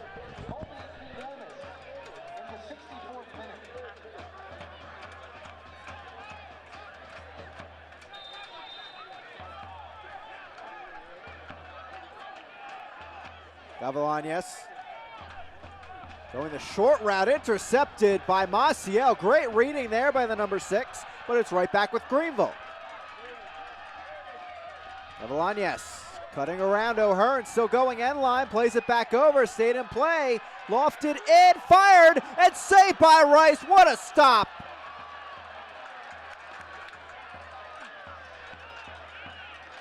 Lomas with a point-blank chance, and Joe Rice lunging to his left to stop it. The pass was behind Marius Lomas. I'm not sure how he managed to get such pace on that shot. Great save by Joe Rice. Evan Conway's another hat trick for Omaha. Let's take another look. Here's that lunging challenge from Colin Verfurth. That's about as clear a yellow as you'll see. And here's the chance for Lomas. So well to get the inside of his right foot on that one. And he's pretty close to Rice, but he had to get down super quick. It's the kind of contact he got last week in Omaha on the deflection.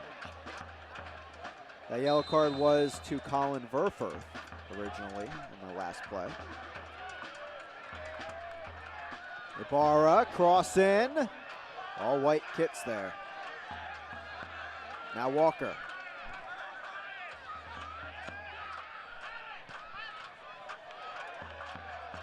Out wide, Ibarra, can he save it? He does. Off of Rivera, throwing for the triumph in the final third. And it looks like we will go to the sideline for a Spinks substitution. Andrew Booth coming on for Lachlan Mclean. So now we'll see John Hart go back to more of the 4-5-1 for the final 25 minutes, you have to think. Bit of energy off the bench, and Andrew Booth, who to his credit can play a multitude of positions. He's your Spinks substitution. I've seen him play as sort of the false 9 at least once this season, I know.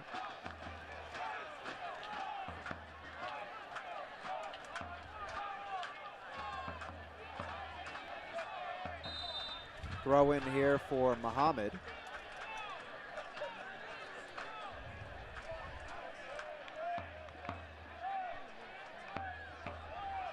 Headed on by Lomas. Renix brings it down. This will be cleared. Quinones is filling in at this right back spot.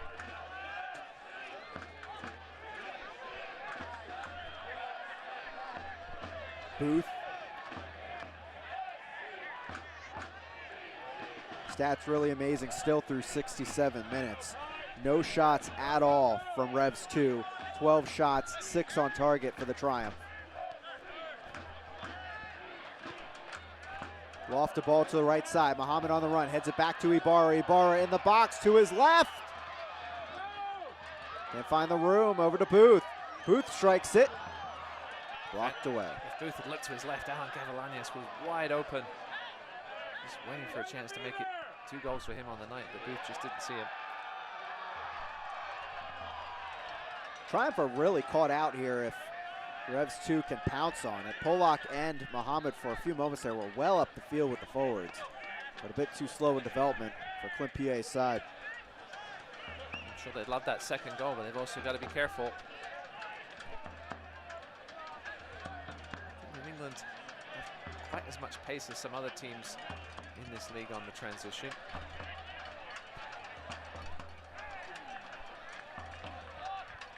I've seen Justin Rennicks go almost the length of the field though for a late goal already this season. Catching Chattanooga napping, I remember. Well, here's the importance of that Toronto current lead over Chattanooga. If Toronto does end up getting 3 points, then that kind of eliminates the some of the scenarios for this weekend in terms of clinching for both these sides, dependent on a win for either side in this one. Toronto would be at 35 points if that holds.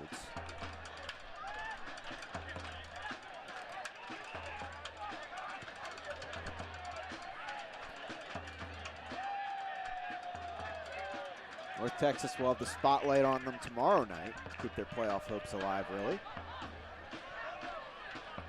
As they take on Fort Lauderdale, 7:30 Eastern Time on ESPN+.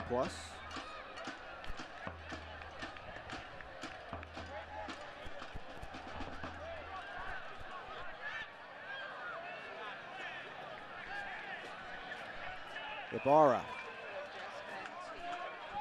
Muhammad, back centrally, oh, just missed by Walker. Gavilanes, Walker, he'll fire it, blocked away. Ahern again with another big stop. Polak brings it down. Walker, Walker from deep fires, diving stop by Rice.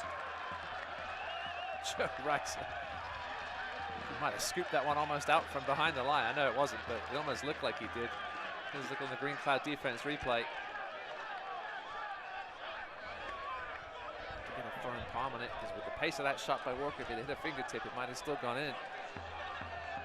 2 or 3 huge saves here in the last few minutes by Joe Rice, keeping Revs 2 in this match.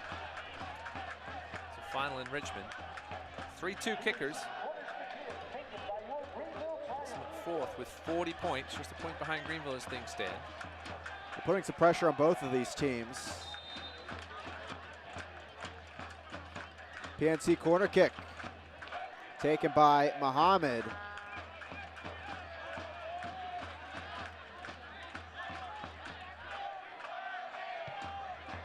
Ball sent over, headed back across frame and then cleared.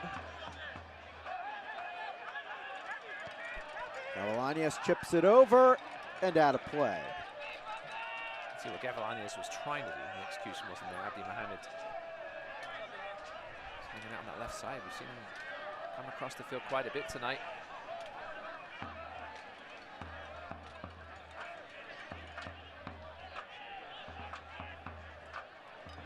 The USL's elite pre-professional platform, USL Academy, allows clubs to build a pathway to pro soccer by bringing together top local youth talent and helping players transition to their USL senior teams.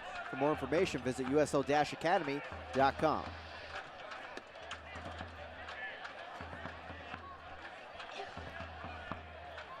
Ball ahead to Fricky. There's that score line that Ross just mentioned. 3-2 to the Kickers in the latest edition of the Henny Derby. So as the live table goes, Greenville would sit in 3rd still. New England would be in 5th, just behind Richmond. Brandon Fricky still down.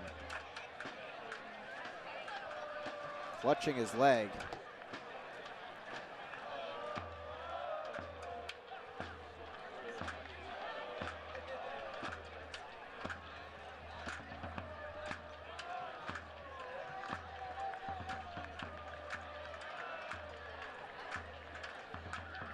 With Buck.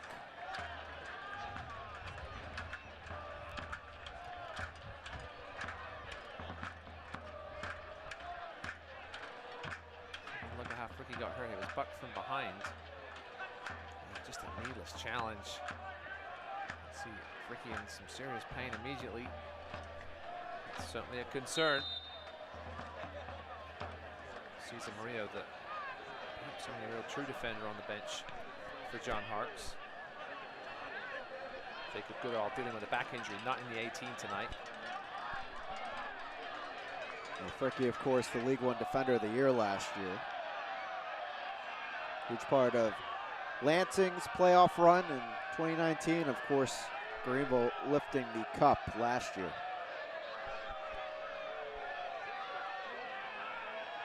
'73rd minute, 1-0 to the Triumph. Good to see Fricky back on his feet. Seems to be running okay. It's a relief.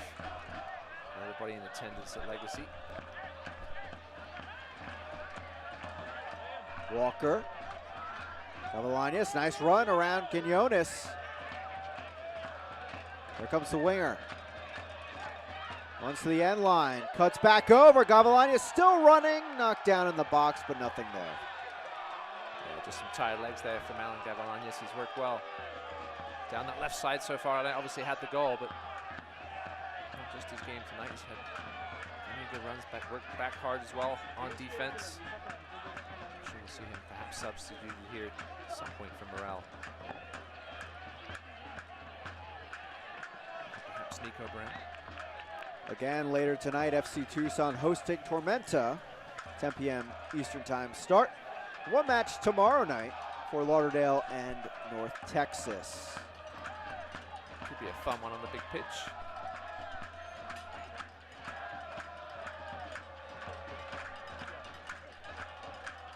Renix. Still going, knocked back down, almost back into the path of the midfielder. Finally cleared. That's one man in white who can change a game in a heartbeat. Justin Renix. Greenville done a great job of shutting him down so far tonight, but still 15+ minutes to go.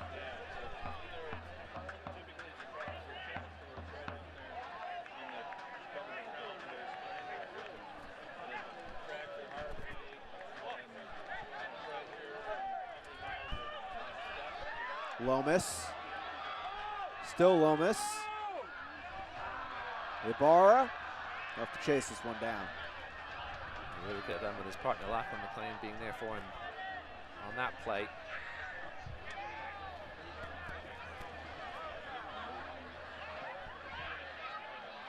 High pressure here from Revs 2. Maybe Greenville caught out a bit here. Kizza lost track of where that pass was going. Helped out the Triumph.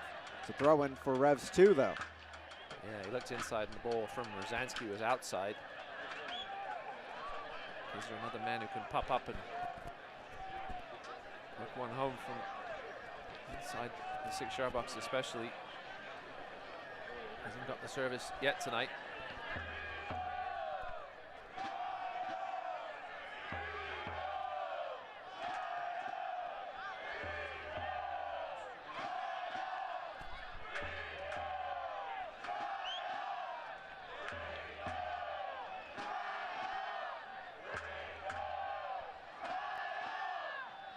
Trying out the left flank.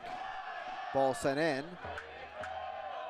So live Kizza, the shot saved by Christensen. There it was, Kizza.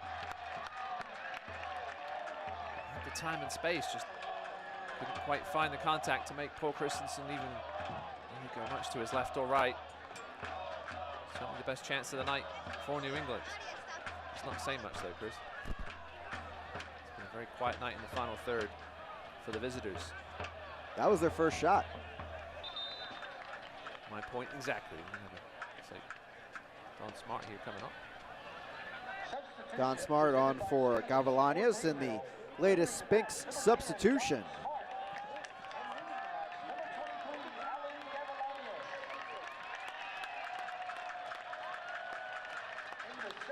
At the only goal so far tonight. The man leaving the pitch right now, Alan Gavilanes, his first of the season. Don Smart now coming on, the kind of wily veteran who knows how to lock down a 1-0 victory.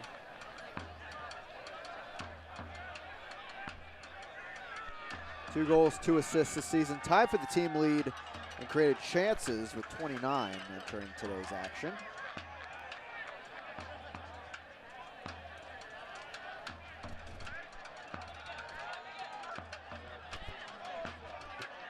Chattanooga have pulled one back, as we probably expect them to do, right? The late magic hasn't quite all gone away just yet. 2-1, Toronto.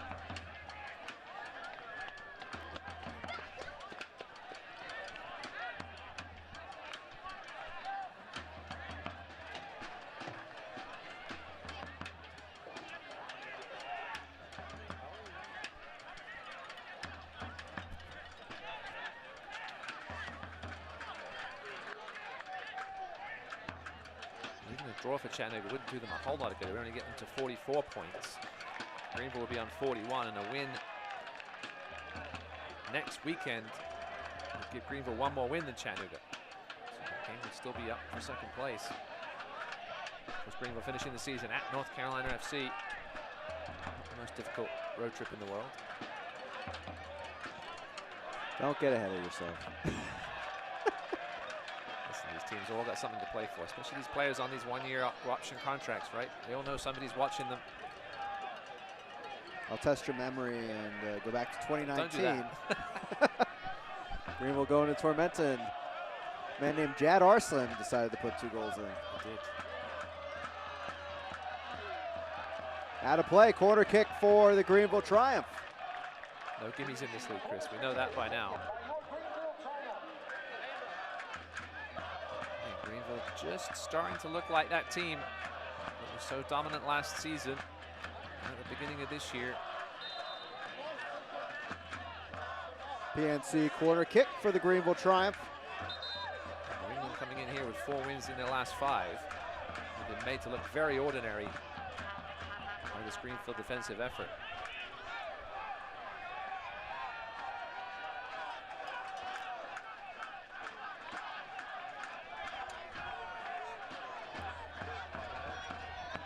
Mohamed service in. Headed back over, Rice in the air to grab it. Takes a swipe at Brandon Fricky. And he's landing a little difficult. Careful typo.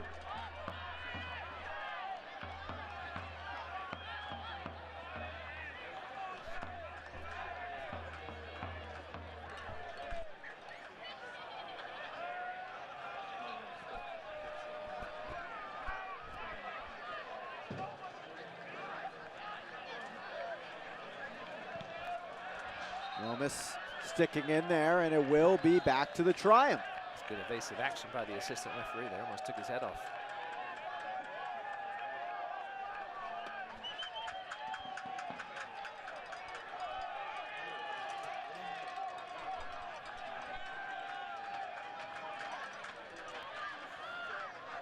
I just think if Chattanooga hadn't come back in that game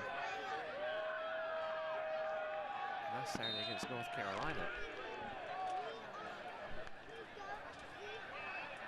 would be in second place now.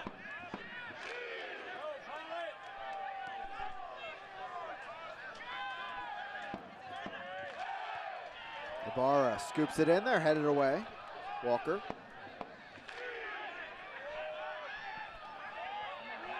Lomas chests it down and lost possession. You see how frustrated. I think he should have taken that one first time. I don't think he saw Quinones sneaking in behind him.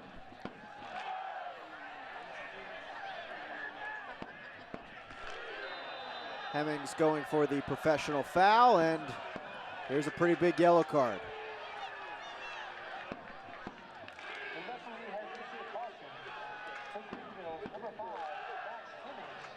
So that is Max Hemmings' 8th card of the season.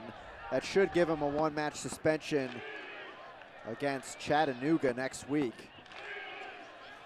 Well, listen, sometimes there's good times to take yellow cards. That was you perhaps have done it about 10 yards earlier, but you'd rather miss next week than perhaps a playoff game. I think if you pick up a yellow card in the last game of the season, I do think you missed the first playoff game. I know they don't carry over into the playoffs, but Spinks substitution here for New England. Manny Silva coming on for Buck. If John Harkes is smart, he may have sat Max Hemmings next week anyway as part of a rest rotation in the middle of that midfield. Andrew Booth, quite capable of sitting in there with Aaron Walker. Again, probably should have given away that free kick a little early if he was going to give it away. Now, dangerous spot here. Shot comes, but well off the mark. Let's take a look at the Engineered Sleep standings. The current top 4, a live table. Look at those 11 wins right there. Pretty tight quarters. It's going to come down to the wire. We all knew that, right? Still going to be a great race as well for the 5th and 6th spots. Especially if Tucson do something tonight, as North Texas tomorrow.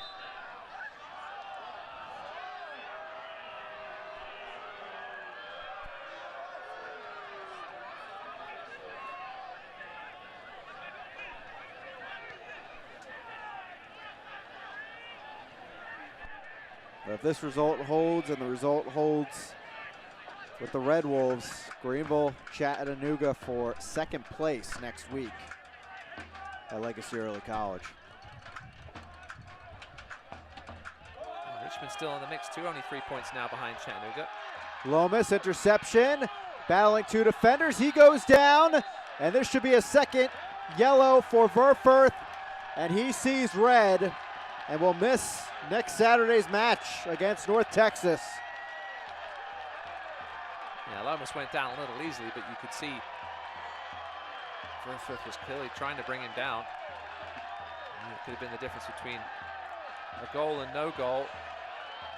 Don Smart was wide open on the left if Lomas had looked, but you know how Greenville do when they're a man down. That's what they do when they're a man up now. Verfurth, well, the foul perhaps happened half a second before, right here when he hooked him around the waist, and then an accidental contact after that, but referee J.C. Griggs had no choice with the position that Verfurth found him in himself, and even though he had help. That is the first red card of the season for Revs 2 as well. Last team standing without a red, Madison. So that's a huge loss not only for the rest of tonight, but next week for Clint PA and their side as they try to clinch a playoff spot down the line. Lomas Hemmings over the ball here in the 85th. Lomas fires, another diving stop by Rice. What a performance tonight.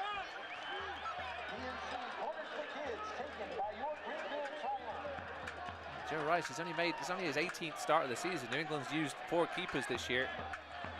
Joe Rice clearly now the number 1, showing why tonight.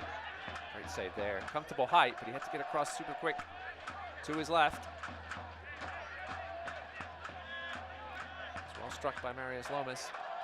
PNC corner kick for the Triumph taken by Smart. Here it comes. Headed on by Booth, saved by Rice and cleared by Spalding. Well, cleared briefly it seems. Ibarra and now Kizza. Paul Christensen might get the shutout tonight, but Joe Rice might end up as the goalkeeper of the week on the team of the week. Amazing night to keep this game at 1.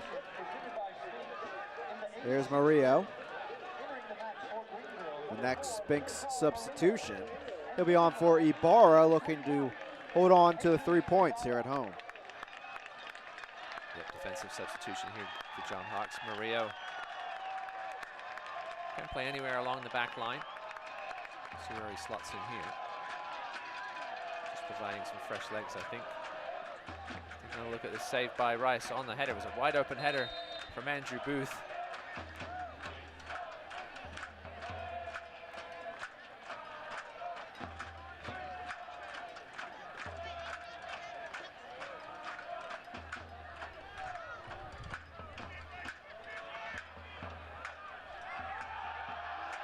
Assistant referee had a good view of it.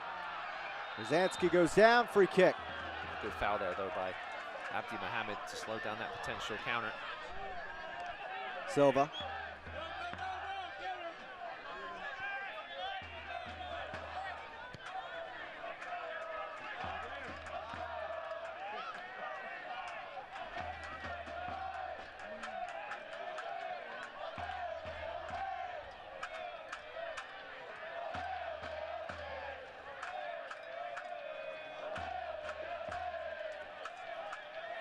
Just been a little bit of a disappointing performance by Clint PA's men tonight. We mentioned they were going to be careful with the press, but they really haven't put much pressure at all. And that Greenville back four.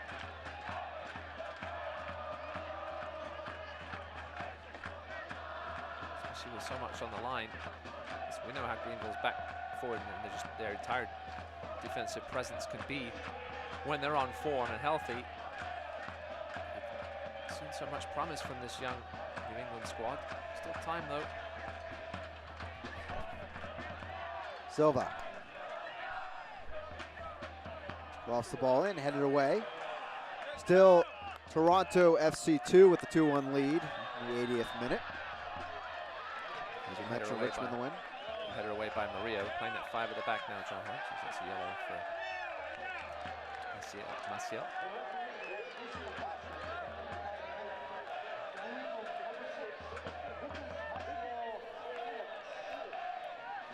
Mentioned Greenville had to bust the midfield, and they've done just that tonight. They haven't allowed Rosansky to get free rein. Maciel's been kept very quiet.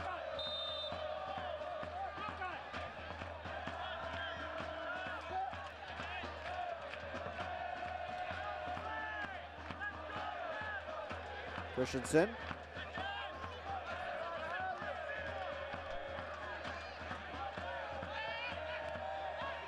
Hemmings to Smart.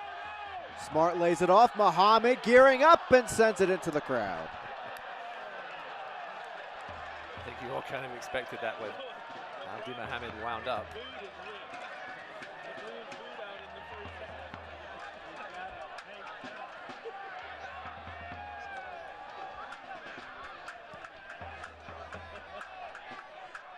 Greenville trying to go 7 matches unbeaten with the result here.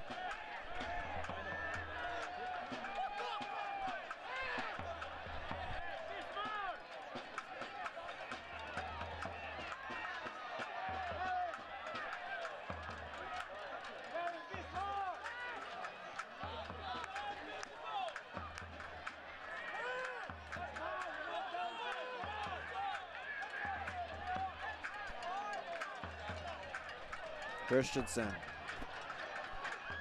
1-0 scoreline, Chris, really doesn't tell you the dominance of this match for Greenville. They could easily be up 3 or 4-0. 17 shots to 2.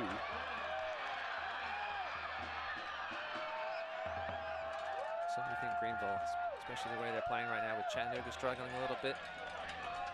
Certainly a team you don't want to be playing in the playoffs. Stoppage time presented by First Horizon Bank. 5 minutes on the board here at Legacy Early College.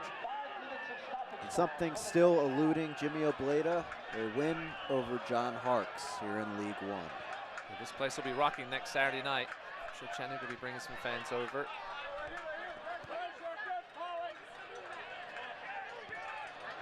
Second place in the potential first round bye on the line.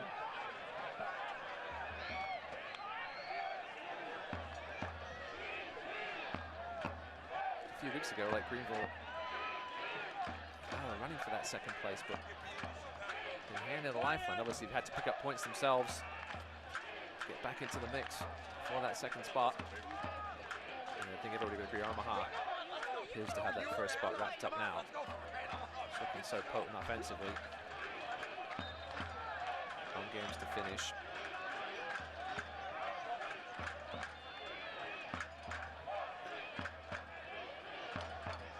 John Harkes will be ecstatic about this performance tonight. He's never 100% happy. There's always things he wants to work on, but maybe the finishing tonight at times. Hold on for this 1-0. There haven't been many performances that have outdone this one this season.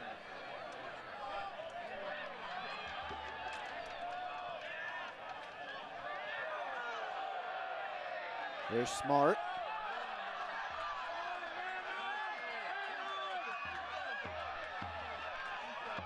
Done Smart. He looked up, saw the run Lomas was making, saw he wasn't going to have his chance himself, and stopped on a dime, and will take another 30 seconds off the clock, perhaps.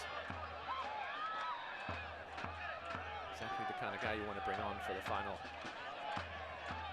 stages of a contest like this, with so much on the line. Lomas in there, and the heavy touch goes out of play. I'm not sure if Lomas knew exactly how close to goal he was. He just had to get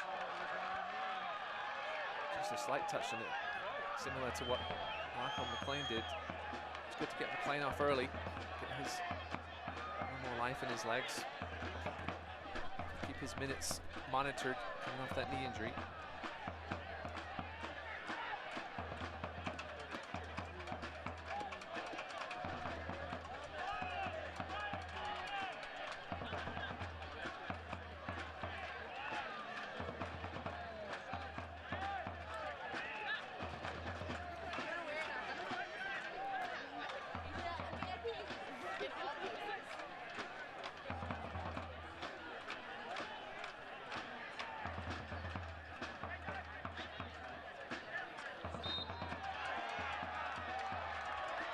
Foul called on Silva as we take it to the 94th minute.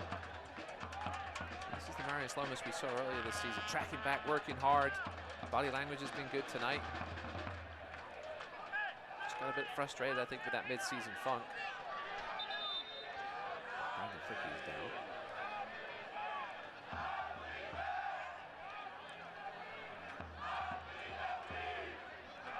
Mark's mentioned he'd been dealing with a slight injury this week.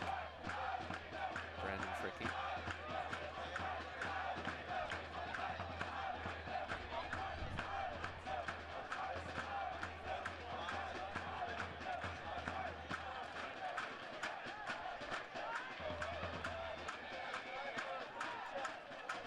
We play on. So Triumph fans, if this result holds for another 60+ seconds, looking for a Tucson loss or draw later tonight and a loss or draw for North Texas tomorrow. Looks like that will clinch a playoff spot. And 8 points clear of both those teams. With only two games remaining after tomorrow night and tonight for Tucson and North Texas. Still plenty more on the line though for Greenville to play for, as we said, Chris. First round bye, or potential home semifinal. If you need any more stakes on the Chattanooga Greenville match, well, you have it next week. They'll be battling potentially for a home field spot in the semifinals of League One. 4 points clear of the Revolution after this one. Lomas into the box. Lomas puts it over, grabbed by Rice.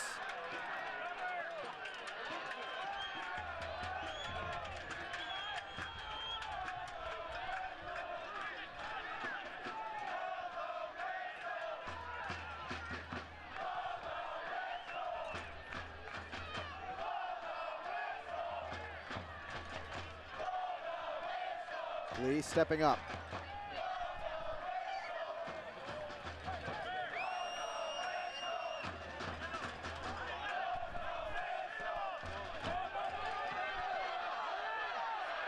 Booth. They'll take the shot now. Curling effort, saved by Rice again. So Rice is just having one of those nights where as a keeper you see everything so clear off the foot. You're on your toes and make it look easy. Sometimes as a keeper, when you get in that groove, you don't think you're going to be beaten. Unfortunately, you got beaten by a real tricky free kick.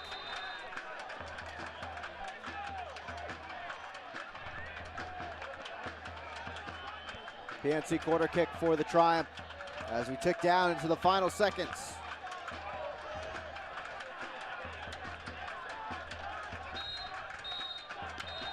And there's the final whistle. The Greenville Triumph, 3 points again, 7 matches unbeaten, and holding on to third place for another week in League One. A very impressive performance by John Arks as he gives a great hug to his good friend Clint PA. 19 shots to 2. Really should have been a lot worse than 1-0. Sets up a great matchup with Chattanooga next weekend. Strong effort from the defense of the Triumph, peppering Rice with chances all night. An incredible performance by the New England keeper. But it's Greenville on this day.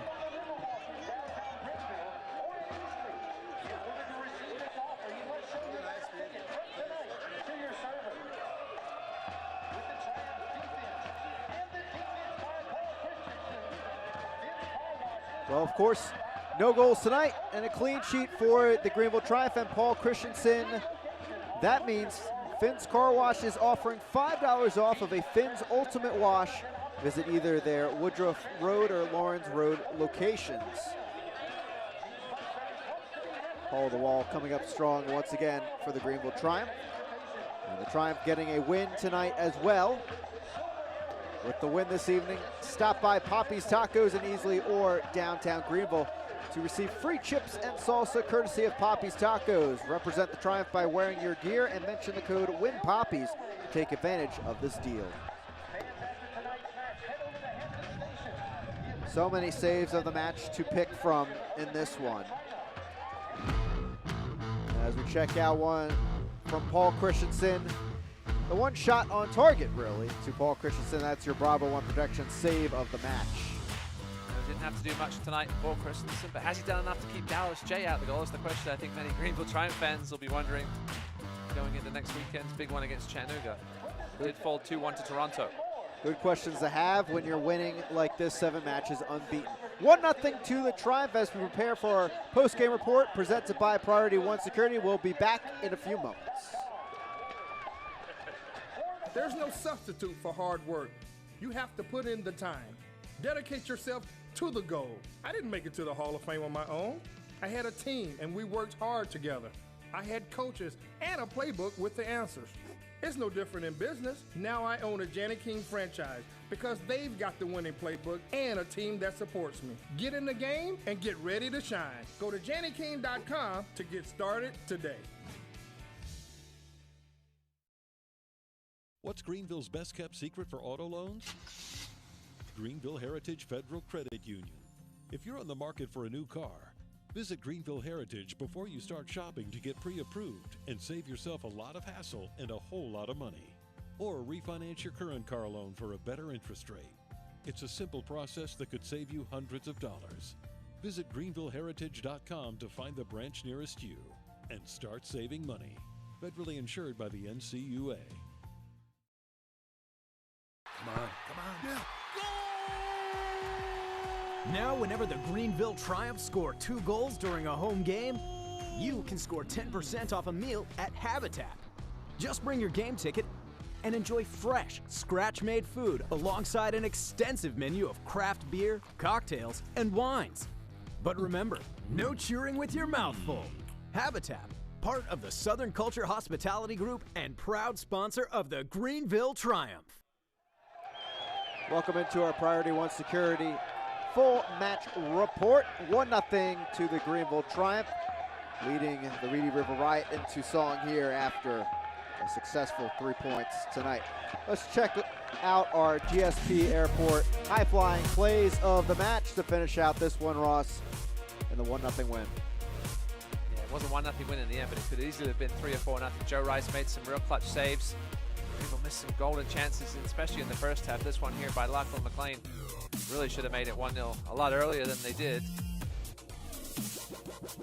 Another great save here by Rice. He was on his making saves with his feet. This was the goal. Gavilanes free kick in. A little bit of miscommunication between Firth and Rice, perhaps. Neither committed to it. You can see Rice looking up at his defender from the ground.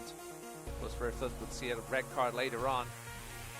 Greenville really could have put this one away a lot earlier. Another great save here off the shot by Lomas. Looking for his second goal in as many games. This was perhaps the best one of the night. Aaron Walker clawed out a strong right hand from Rice. Can we just stop all the voting and give him save of the week? Whatever, whichever one you want. But you could just, you might as well give him all 3. Well, listen, still games to go tonight and tomorrow, obviously. But Joe Rice certainly deserves a spot on the team of the week with 8 saves this evening, and a lot of them are quality ones like that late one on Andrew Booth. But they're the stats that tell the story. 20 shots to 2, 10 on target, so 9 saves, for Joe Rice tonight. The possession battle, Greenville did what they had to do with that 45% and a big 3 points now. Yeah, Greenville's defense just showing up today, stymieing New England to the entire night. 1 shot on target all night for Clint PA's side. Let's look at the scoreboard overall. A ton of goals on the board. 1-0 here But big road upset. Toronto over Chattanooga. That sets up a battle for second place next week, Greenville and Chattanooga. Remember that time we used to have all these ties? We've forgotten about that real quick, but here's the look at the standings now. So Greenville, with that win, if they win over Chattanooga next Saturday, would take second place with 1 game remaining. I think they would also clinch a home game of some kind, even if they were to finish 3rd or 4th with a win next week. Those standings brought to you by Engineered Sleep. Stay right here on ESPN Plus. FC Tucson, Greenville fans, you need a loss or a draw. That helps you clinch a playoff spot potentially tomorrow. And then you need North Texas to lose or draw, and that helps you out as well when we head into next week's action. Both teams, of course, still in the playoff hunt. New England, they'll enter next week in 5th. I'd like to thank our entire crew alongside me. Ross Davenport, I'm Chris Pekovic. Priority One Security, final score 1-0 to the Greenville Triumph. 7 matches unbeaten now for John Harkes and his side as they solidify themselves in the 3rd spot, entering next week's action in League One. Stay right here on ESPN Plus for more action. This copyrighted telecast of the United Soccer League League One cannot be retransmitted, rebroadcast, or reproduced without the expressed written consent of the United Soccer League League One.